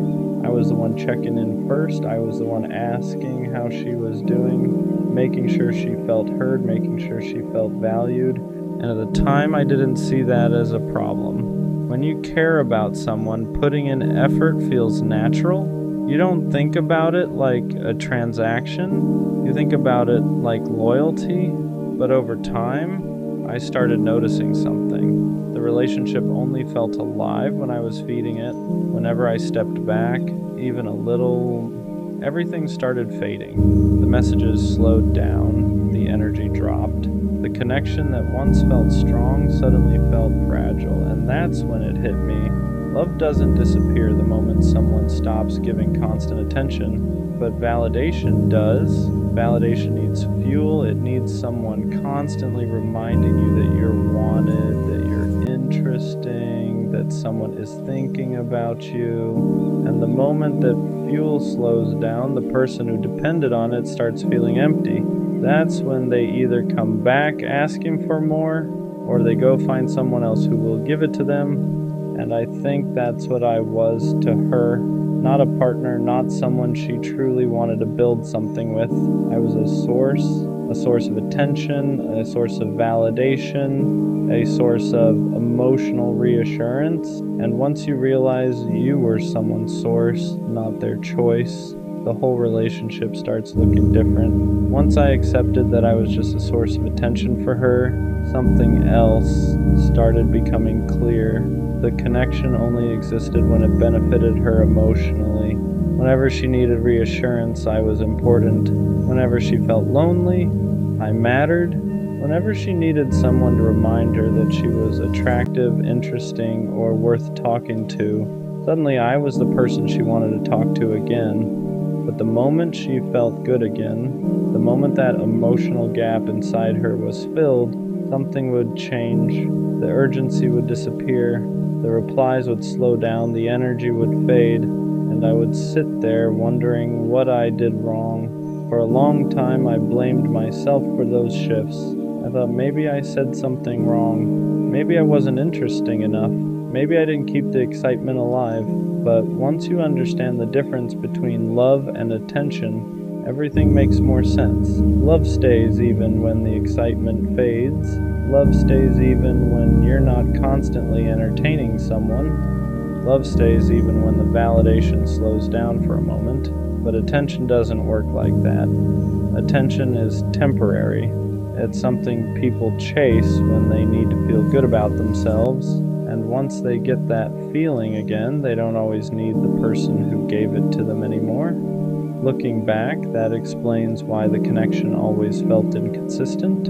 It explains why some days she felt deeply invested in us all, and other days it felt like she barely noticed I existed, because I wasn't the person she loved. I was the person she turned to whenever she needed to feel important. And once I saw that clearly, the whole relationship started making sense in a way it never had before. For a while, realizing that hurt more than anything else, because nobody wants to believe they were just someone's source of attention. You want to believe the connection meant something deeper. You want to believe the time you invested mattered in the same way for both of you. But eventually something changed in the way I saw it. I stopped feeling embarrassed about how much I cared, because caring deeply isn't the problem. The problem is giving that level of attention to someone who only values the feeling it gives them. And that's a big difference. There's nothing wrong with being loyal. There's nothing wrong with showing up for someone you care about. The mistake is believing that everyone who accepts your attention values it the same way you do. Some people appreciate attention, other people depend on it. And the people who depend on it will keep you close as long as you keep feeding that feeling inside them. But the moment the attention stops, the connection disappears. Not because they suddenly stopped liking you, but because the feeling they were chasing isn't coming from you anymore. And once you understand that, something inside you changes. You stop chasing people who only show up when they need something. You stop investing in connections that only exist when you're the one giving, because you realize something important. You deserve someone who values you, not just the attention you give them. Looking back now, I don't think she loved me, but I also don't think she was pretending the whole time. I think she genuinely liked how I made her feel. She liked the attention. She liked the reassurance. She liked having someone who consistently reminded her that she mattered. And for a while, that was enough to keep the connection alive. But attention alone can't build something real. Because the moment that attention stops, there's nothing holding the relationship together. And that's exactly what happened. Once I stopped constantly feeding the connection, it disappeared. At first, that felt like rejection, but now I see it differently. It wasn't rejection, it was clarity, because it showed me the difference between someone who loves you and someone who only loves the feeling you give them. And once you see that difference clearly, you stop blaming yourself for the way things ended. You realize you weren't losing someone who truly valued you. You were losing someone who valued what you provided. And that's not the kind of connection worth holding on to. One day I'll meet someone who doesn't just enjoy the attention I give them, someone who actually cares about the person giving it, someone who chooses me even when the excitement fades, someone who values the connection, not just the validation. And when that happens, I won't feel like I'm constantly proving my worth, because the right person doesn't stay for the attention, they stay for you. She replaced me in a week, 7 days, and I've replayed that number in my head more times than I'd like to admit. Because when something you invested months, maybe years, into gets swapped out in 7 days, it doesn't just hurt, it destabilizes you. It makes you question your perception, it makes you question your value, it makes you question whether what you had was ever real in the first place. I keep thinking about how we ended the conversations, the tone, the way she said she needed time, the way she said she had to focus on herself. And then a week later, there's someone else standing where I used to stand. So what was the truth? Was she grieving while I was still loving? Was she detaching while I was trying? Was I the only one still emotionally present toward the end? Because you don't replace someone in a week unless you were already halfway gone. That's the part that keeps echoing in my mind. You don't wake up on Monday heartbroken and by Sunday decide you're ready for someone new. That's not healing, that's transition. And if she transitioned that smoothly, that quickly, then maybe I wasn't as permanent in her world as she was in mine. And that realization stings more than the breakup itself, because breakups hurt. But being replaced fast, that attacks your identity. It makes you feel temporary. It makes you feel interchangeable. It makes you feel like you were just holding a spot until something better came along. And I hate that my mind even goes there. But when someone replaces you in a week, you start asking dangerous questions. Was I not enough? Was I boring? Was I too available? Did she already have him lined up? Was I just comfortable, not essential? And the scary part is, your brain doesn't just ask those questions, it starts believing them. You start comparing yourself to someone you don't even know. You start imagining that he must have something you didn't. More excitement, more dominance, more money, more mystery, more something. And now it feels like you lost a competition you didn't even know you were in. But love was never supposed to be competitive. It was supposed to be intentional, chosen, protected. And if she could swap me out in 7 days, then maybe what we had wasn't as protected as I thought. Maybe I was fighting for something that was already slipping away. Maybe I was loving someone who had already emotionally exited. And that's the part that hurts the most. Not that she found someone new, but that she found someone new that quickly, because that speed tells a story. And I'm still trying to figure out what that story says about me. I think what really messed with me wasn't just that she replaced me, It was how effortless it looked, how natural she made it seem. Like I was just a chapter she flipped past without rereading, because I'm still here sitting with it, still replaying the last conversations in my head, still wondering if I missed signs, still trying to understand where it actually started falling apart, and she's already smiling next to someone new. That kind of speed doesn't just hurt, it humiliates you. It makes you feel like you were the only one emotionally invested at the end. Like while you were trying to fix it, she was already detaching.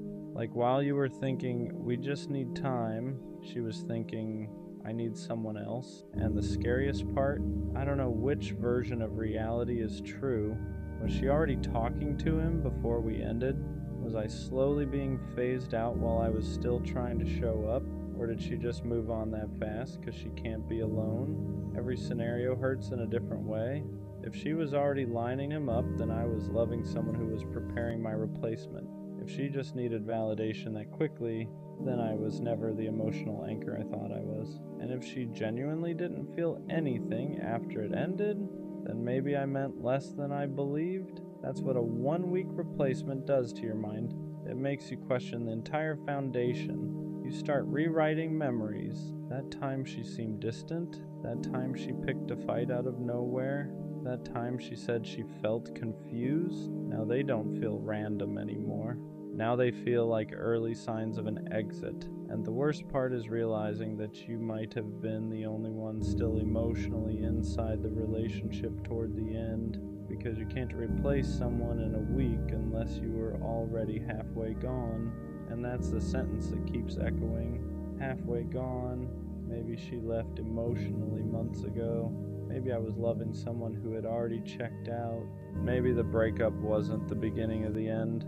Maybe it was just the announcement, and that realization shifts the pain, because now it's not just heartbreak, it's feeling blindsided, it's feeling like you were operating on outdated information, like you thought you were both building, but she was already packing. And I hate that this makes me question my value, because logically, I know someone moving on fast doesn't define me, but emotionally, it feels like it does. It feels like I was replaceable, interchangeable, temporary, and nobody wants to feel temporary in something they treated as permanent. I keep thinking about how deeply I committed, how I shut down distractions, how I defended her when people doubted us, how I chose her repeatedly. And now it feels like I was the only one guarding something she was willing to trade. That's what makes it feel unfair. Not that she moved on, but that she moved on like it was easy, like I was just space that needed to be filled. And that's the dangerous thought, because I wasn't just space. I was time, I was effort, I was loyalty, I was presence. And if she could replace all of that in 7 days, then either she never fully valued it, or she never fully processed it. And I don't know which one hurts more, because if she didn't value it, then I misjudged everything. And if she didn't process it, then she's just distracting herself. But distraction still feels like replacement when you're the one left behind. And I'm left here trying to rebuild confidence that got shaken by a 7-day timeline, trying to remind myself that speed doesn't equal significance, trying to remember that depth doesn't get erased overnight, because if what we had was real to me, then it was real, even if she replaced it quickly. But still, 7 days. That number doesn't just represent time, it represents how fast someone can move on when you thought you meant more. And I'm still trying to figure out what that says about her and what it doesn't say about me. The part nobody prepares you for is how fast replacement attacks your confidence, not just your feelings, your confidence, because heartbreak hurts your chest, but being replaced quickly hits your ego. And ego isn't pride, ego is identity. It's how you see yourself. And when someone moves on in a week, your brain starts filling in blanks you never wanted to think about. You start comparing yourself to someone you don't even know. What does he have that I don't? Is he more exciting, more unpredictable, more emotionally unavailable, more dominant, more detached? Did she need someone less steady, less serious, less invested? You start dissecting yourself like you were the problem to be solved. And that's dangerous because now it's not just about her moving on, it's about you feeling like you lost to someone else, like this was a competition, like you were weighed against another option and didn't measure up. But here's the part that doesn't get talked about. If someone can replace you in a week, they didn't replace you. They replaced the role, they replaced the attention, they replaced the space, they replaced the feeling of not being alone. But connection, real connection, that doesn't get swapped that quickly. You can substitute company, you can substitute validation, but you can't duplicate depth overnight. And I have to keep reminding myself of that, because when you see them laughing together, posting together, looking comfortable together, your mind doesn't care about logic. It sees images and it translates them into meaning. They're happier. She upgraded. You weren't enough. But images don't show history. They don't show inside jokes. They don't show late night vulnerability. They don't show how deeply you invested. They show a moment, and moments are easy to manufacture. Depth takes time, and if she replaced me in 7 days, then either she had already emotionally left long before we officially ended, or she doesn't process loss the way I do. And both are hard to accept, because if she left emotionally before I did, then I was loving someone who was already gone. And if she doesn't process loss deeply, then I was loving someone who doesn't sit with pain. She escapes it. And escape looks like replacement when you're the one grieving. I won't lie though. Part of what hurts is feeling disposable. Like I was just a chapter. Like I was just a phase. Like I was someone she needed for that season.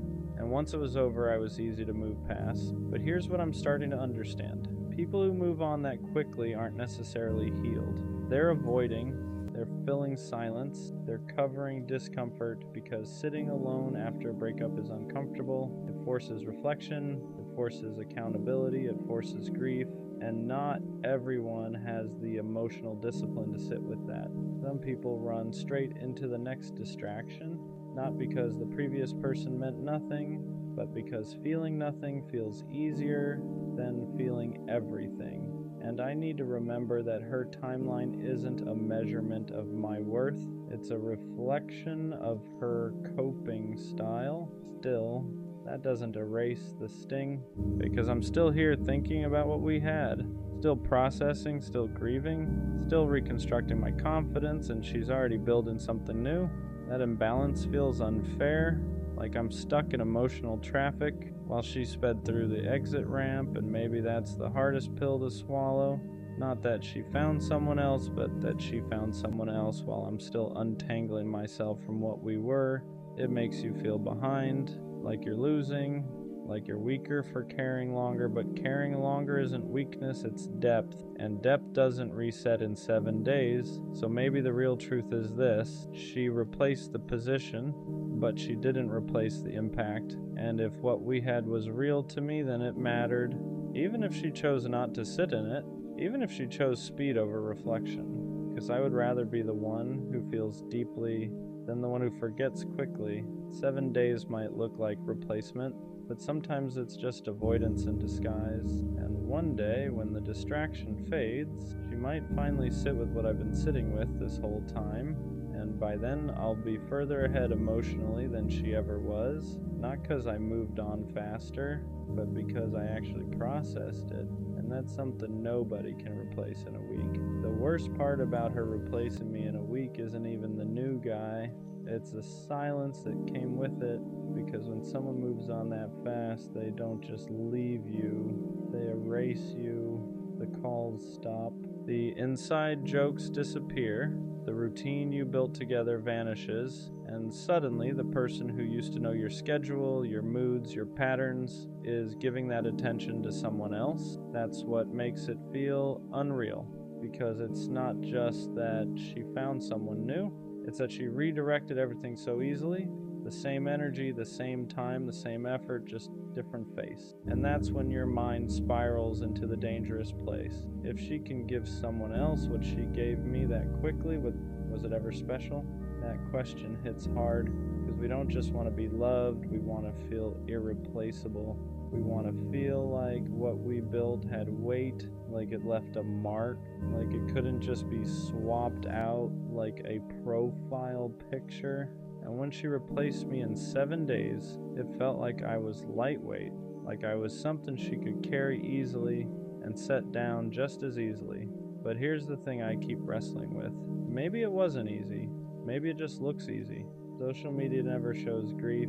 It doesn't show reflection. It doesn't show confusion. It shows highlights. And maybe what I'm seeing is the highlight reel of her coping, because moving on quickly doesn't always mean you didn't care.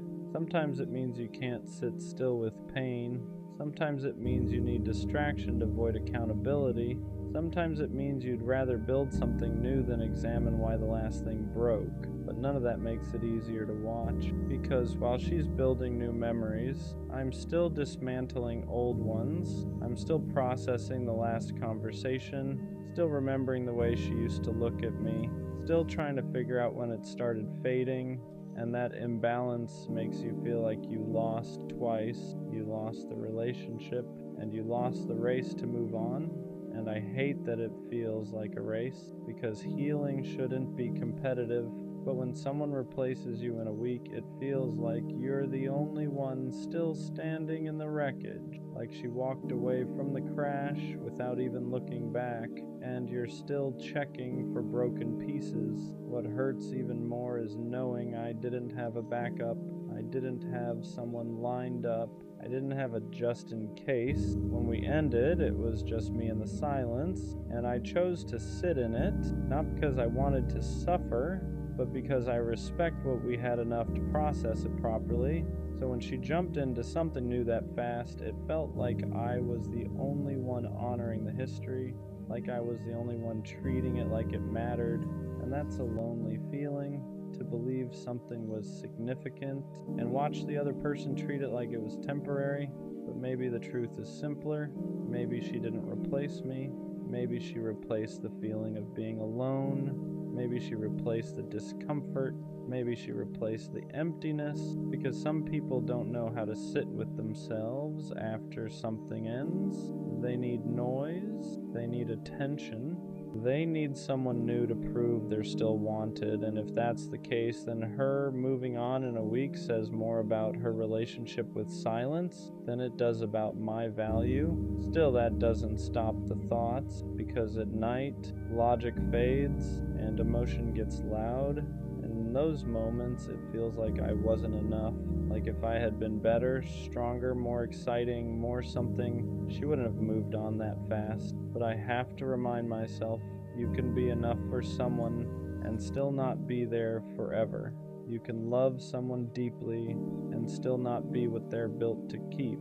And if she could replace me in 7 days, then maybe I wasn't meant to stay in her life long term. Maybe I was a lesson. Maybe she was mine. But what I refuse to accept is that I was insignificant, because I know how I loved, I know how I showed up, I know how I committed, and those things don't become meaningless just because someone else moved quickly. If anything, they prove something about me, that I invest fully, that I don't keep backups, that I don't treat people like placeholders. And maybe that's rare. Maybe that's why this hurts more, because I wasn't halfway in. I was all the way in. And when you're all the way in, being replaced feels like being erased, but I'm not erased. I'm just healing at a pace that reflects depth, and depth doesn't reset in 7 days. So yeah, she replaced me in a week, but that week doesn't define my worth. It defines her coping speed. And one day when she finally slows down, she might realize you can replace a person's position, but you can't replace the way they loved you. And that's something no one swaps out in 7 days. There's a different kind of pain that comes from being replaced quickly. It's not just heartbreak, it's humiliation. And I don't mean humiliation in a loud, dramatic way. I mean the quiet kind, the kind where you sit alone thinking, how did I not see this coming? Because when someone moves on in a week, it makes you question your awareness. Were there signs I ignored? Did she emotionally detach months before I noticed? Was I holding on to something that was already slipping through my hands? And that's the part that messes with your head the most. Because now it's not just about losing her, it's about doubting yourself, your intuition, your judgment, your ability to read people. You start replaying moments that once felt normal. That random argument, that night she seemed distant, that time she picked up her phone and turned it away slightly, that period where she felt off but said she was fine. At the time, you trusted her words. Now you question everything, because if she replaced you in 7 days, your brain automatically assumes she had a head start, and whether that's true or not, the damage is the same.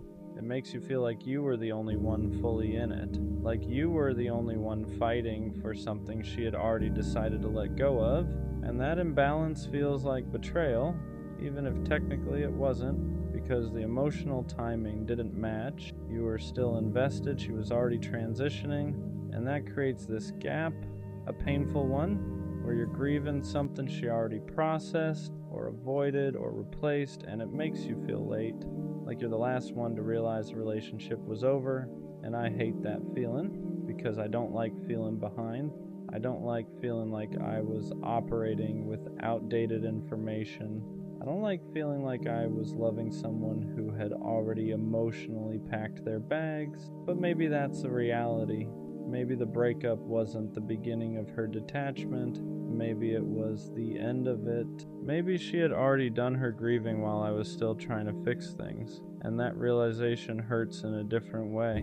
Because now it's not just that she moved on fast, it's that she moved on before I even knew we were done. And I'm stuck here wondering when it actually ended. Was it weeks before the breakup?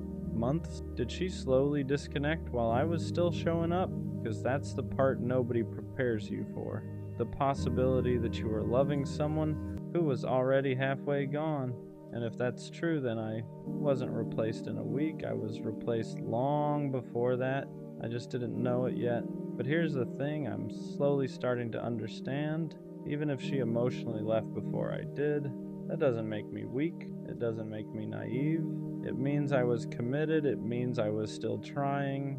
It means I was operating in good faith.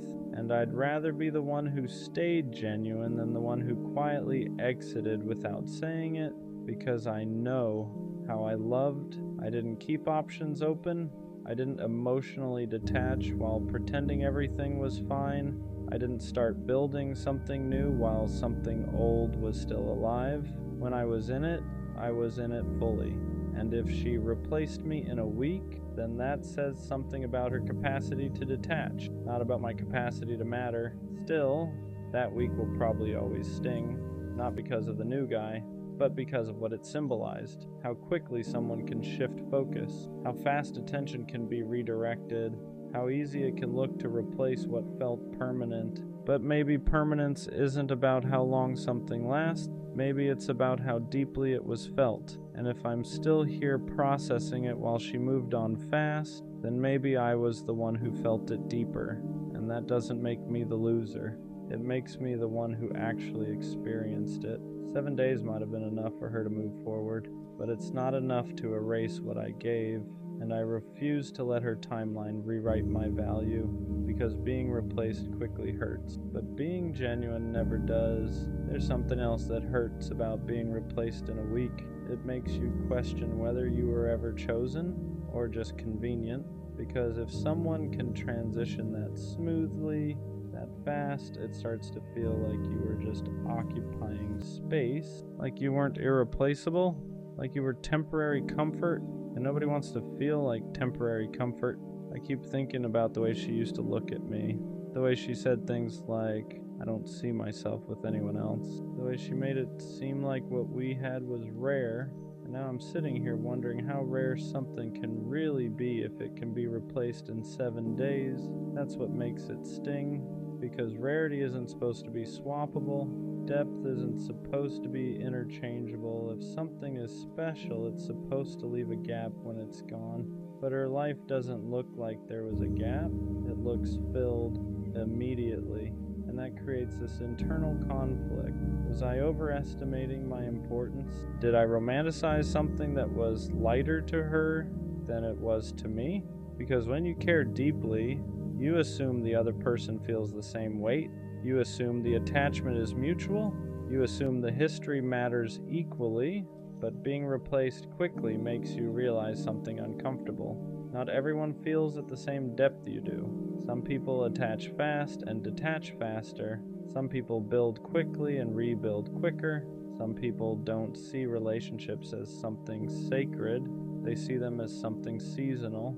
And maybe that's the difference between us. Maybe I treat connection like something that deserves reverence, and she treats it like something that deserves momentum, because momentum doesn't stop, it just redirects, and that's exactly what she did. She redirected. The same attention, the same affection, the same emotional energy, just different recipient, and that's hard to swallow because it makes you feel like the container didn't matter, just the feeling. But here's the part I'm slowly realizing. If someone can redirect their attachment that fast, then maybe what they were attached to wasn't you. It was the feeling of being with someone. And that's not the same thing. There's a difference between loving a person and loving the experience of not being alone. And if she loved the experience more than she loved me, then of course she could replace me quickly, because she wasn't replacing a soul connection, she was replacing the role. And that hurts, but it also clarifies, because I don't want to be someone's role. I don't want to be someone's emotional placeholder. I don't want to be someone's for now. I want to be chosen with intention, held with depth, missed when I'm gone.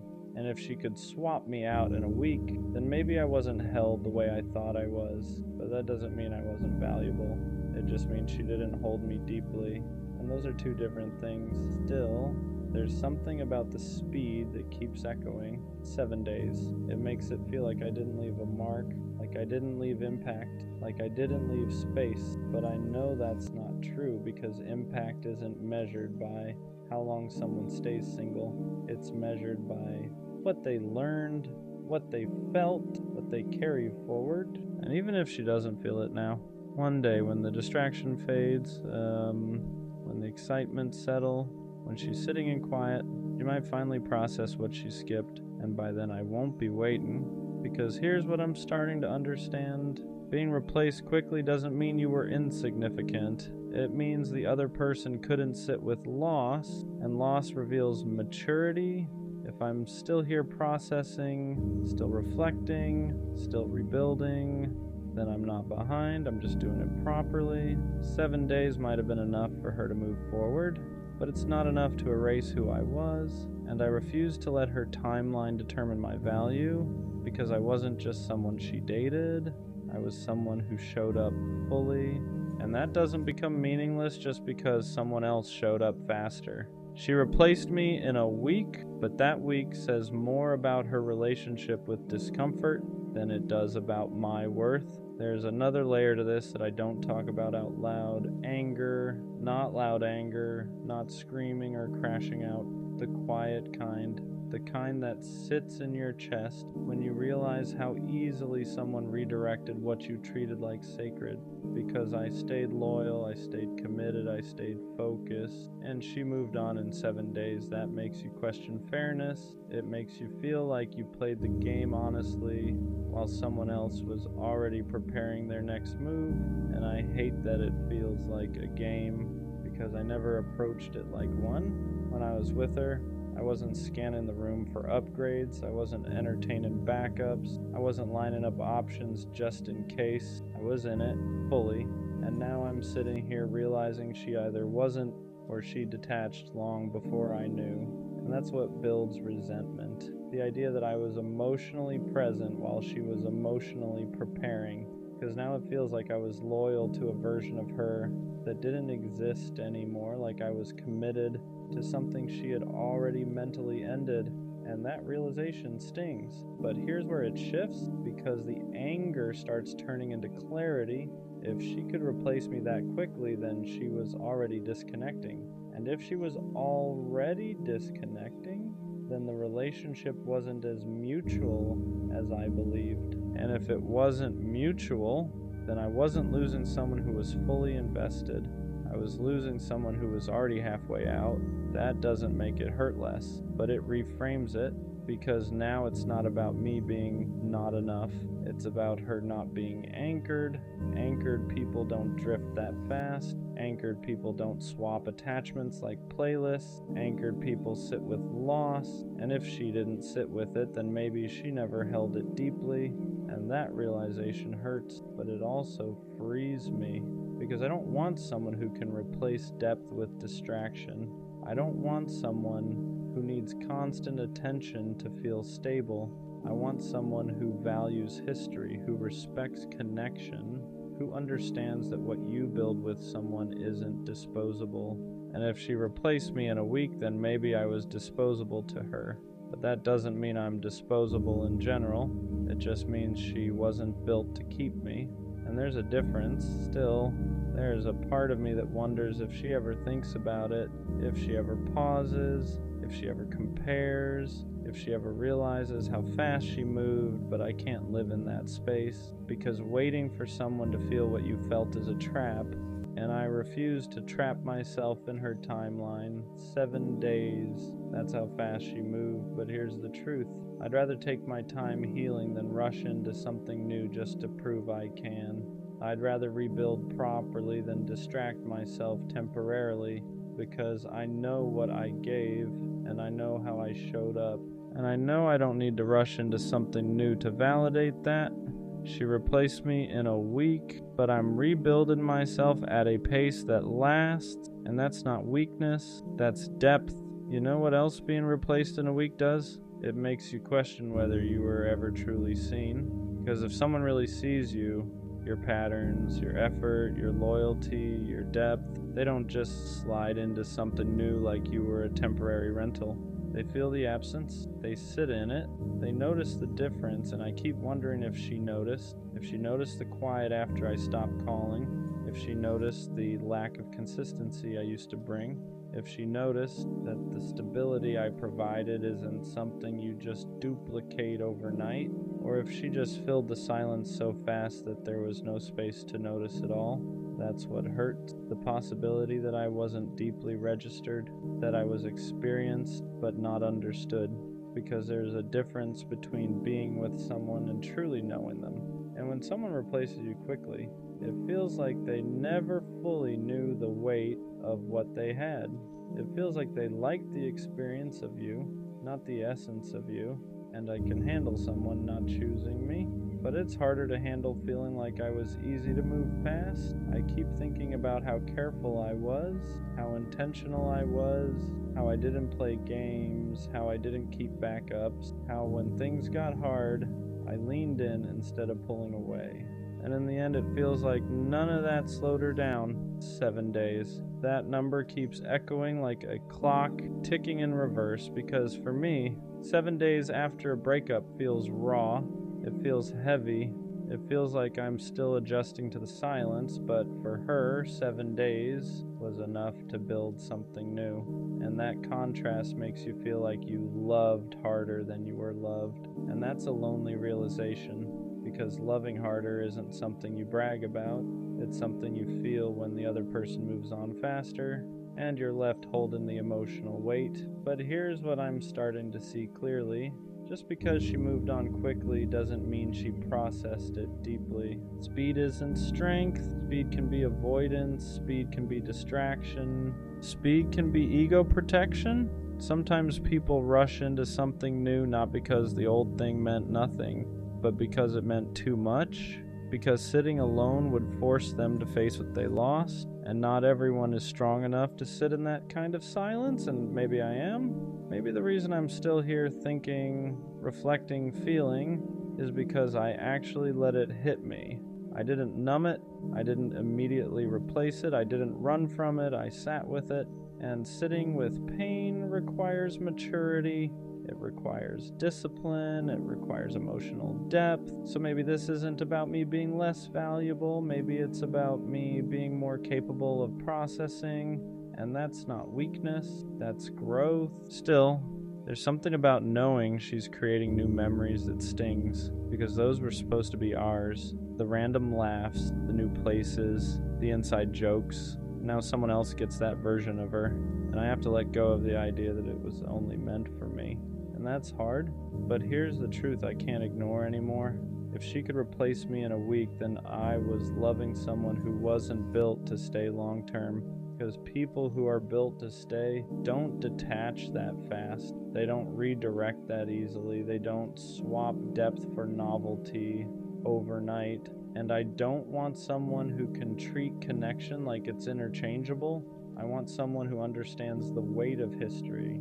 Who understands that what you build with someone isn't disposable? Who understands that real attachment doesn't reset in 7 days? So yeah, she replaced me in a week, but I'm rebuilding myself in a way that lasts longer than a rebound ever will.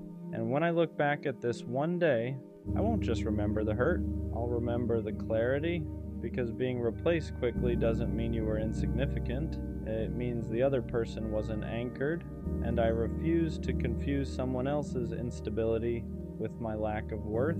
7 days might have been enough for her to move forward, but it's not enough to erase what I was. And one day, when I'm with someone who values depth the way I do, this week won't define me. It'll just be proof that I was never meant to stay where I was easily replaced. At some point, the hurt turns into something quieter. Not lighter, just quieter. Because you can only replay 7 days so many times before your brain gets tired of the echo. And when the noise slows down, clarity starts creeping in. I started asking myself a different question. Not why did she replace me so fast, but why am I measuring my value through her speed? Because that's what I was doing without realizing it. I was using her timeline as a mirror. If she moved on quickly, I must not have mattered deeply. If she looks happy, I must have been replaceable. If she didn't hesitate, I must not have left impact. But that logic is flawed. Her speed is not a measurement of my depth. Her distraction is not a reflection of my worth. Her ability to move forward quickly doesn't erase the way I showed up. And once I started separating those things, something shifted. Because I know how I loved, I know I was intentional, I know I was loyal, I know I didn't treat what we had like it was temporary. So if she did, that says something about her capacity, not my value. And I had to stop turning her coping style into my insecurity, because that's what I was doing. I was letting her rebound rewrite my confidence. I was letting her quick transition convince me I was forgettable. But forgettable doesn't leave you reflecting. Forgettable doesn't leave you rebuilding. Forgettable doesn't leave you questioning your own growth. What we had meant something, even if she chose not to sit in that meaning.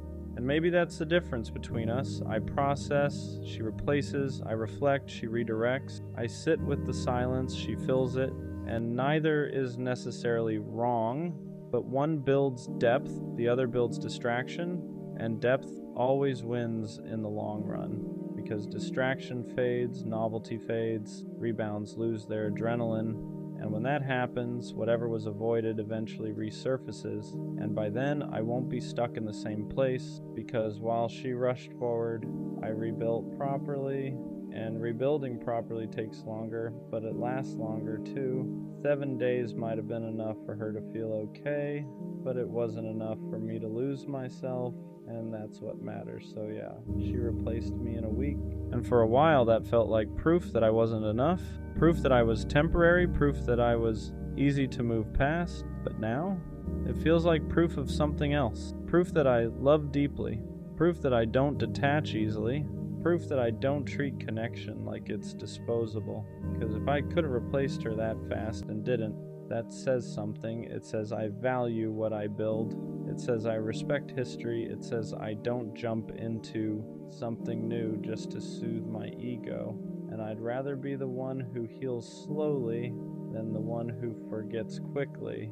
Because forgetting quickly doesn't mean you're strong. Sometimes it just means you're avoiding, and I don't want to avoid.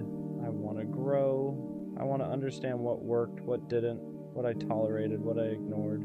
I want to rebuild my confidence without attaching it to someone else's timeline. She replaced me in a week, but she didn't replace my character. She didn't replace my loyalty. She didn't replace my ability to love fully. And one day, someone is going to experience that depth and recognize it immediately. Not treat it like a placeholder, not treat it like a phase, but treat it like something rare. Because rare things don't get swapped in 7 days. They get protected, so maybe this wasn't about me being replaced. Maybe it was about me being redirected away from someone who could move on that quickly towards someone who won't. 7 days hurt, but it also clarified. I don't want to be in a position where I can be replaced that easily ever again. And the only way to guarantee that is to choose someone who understands the weight of what they're holding. And next time, I will.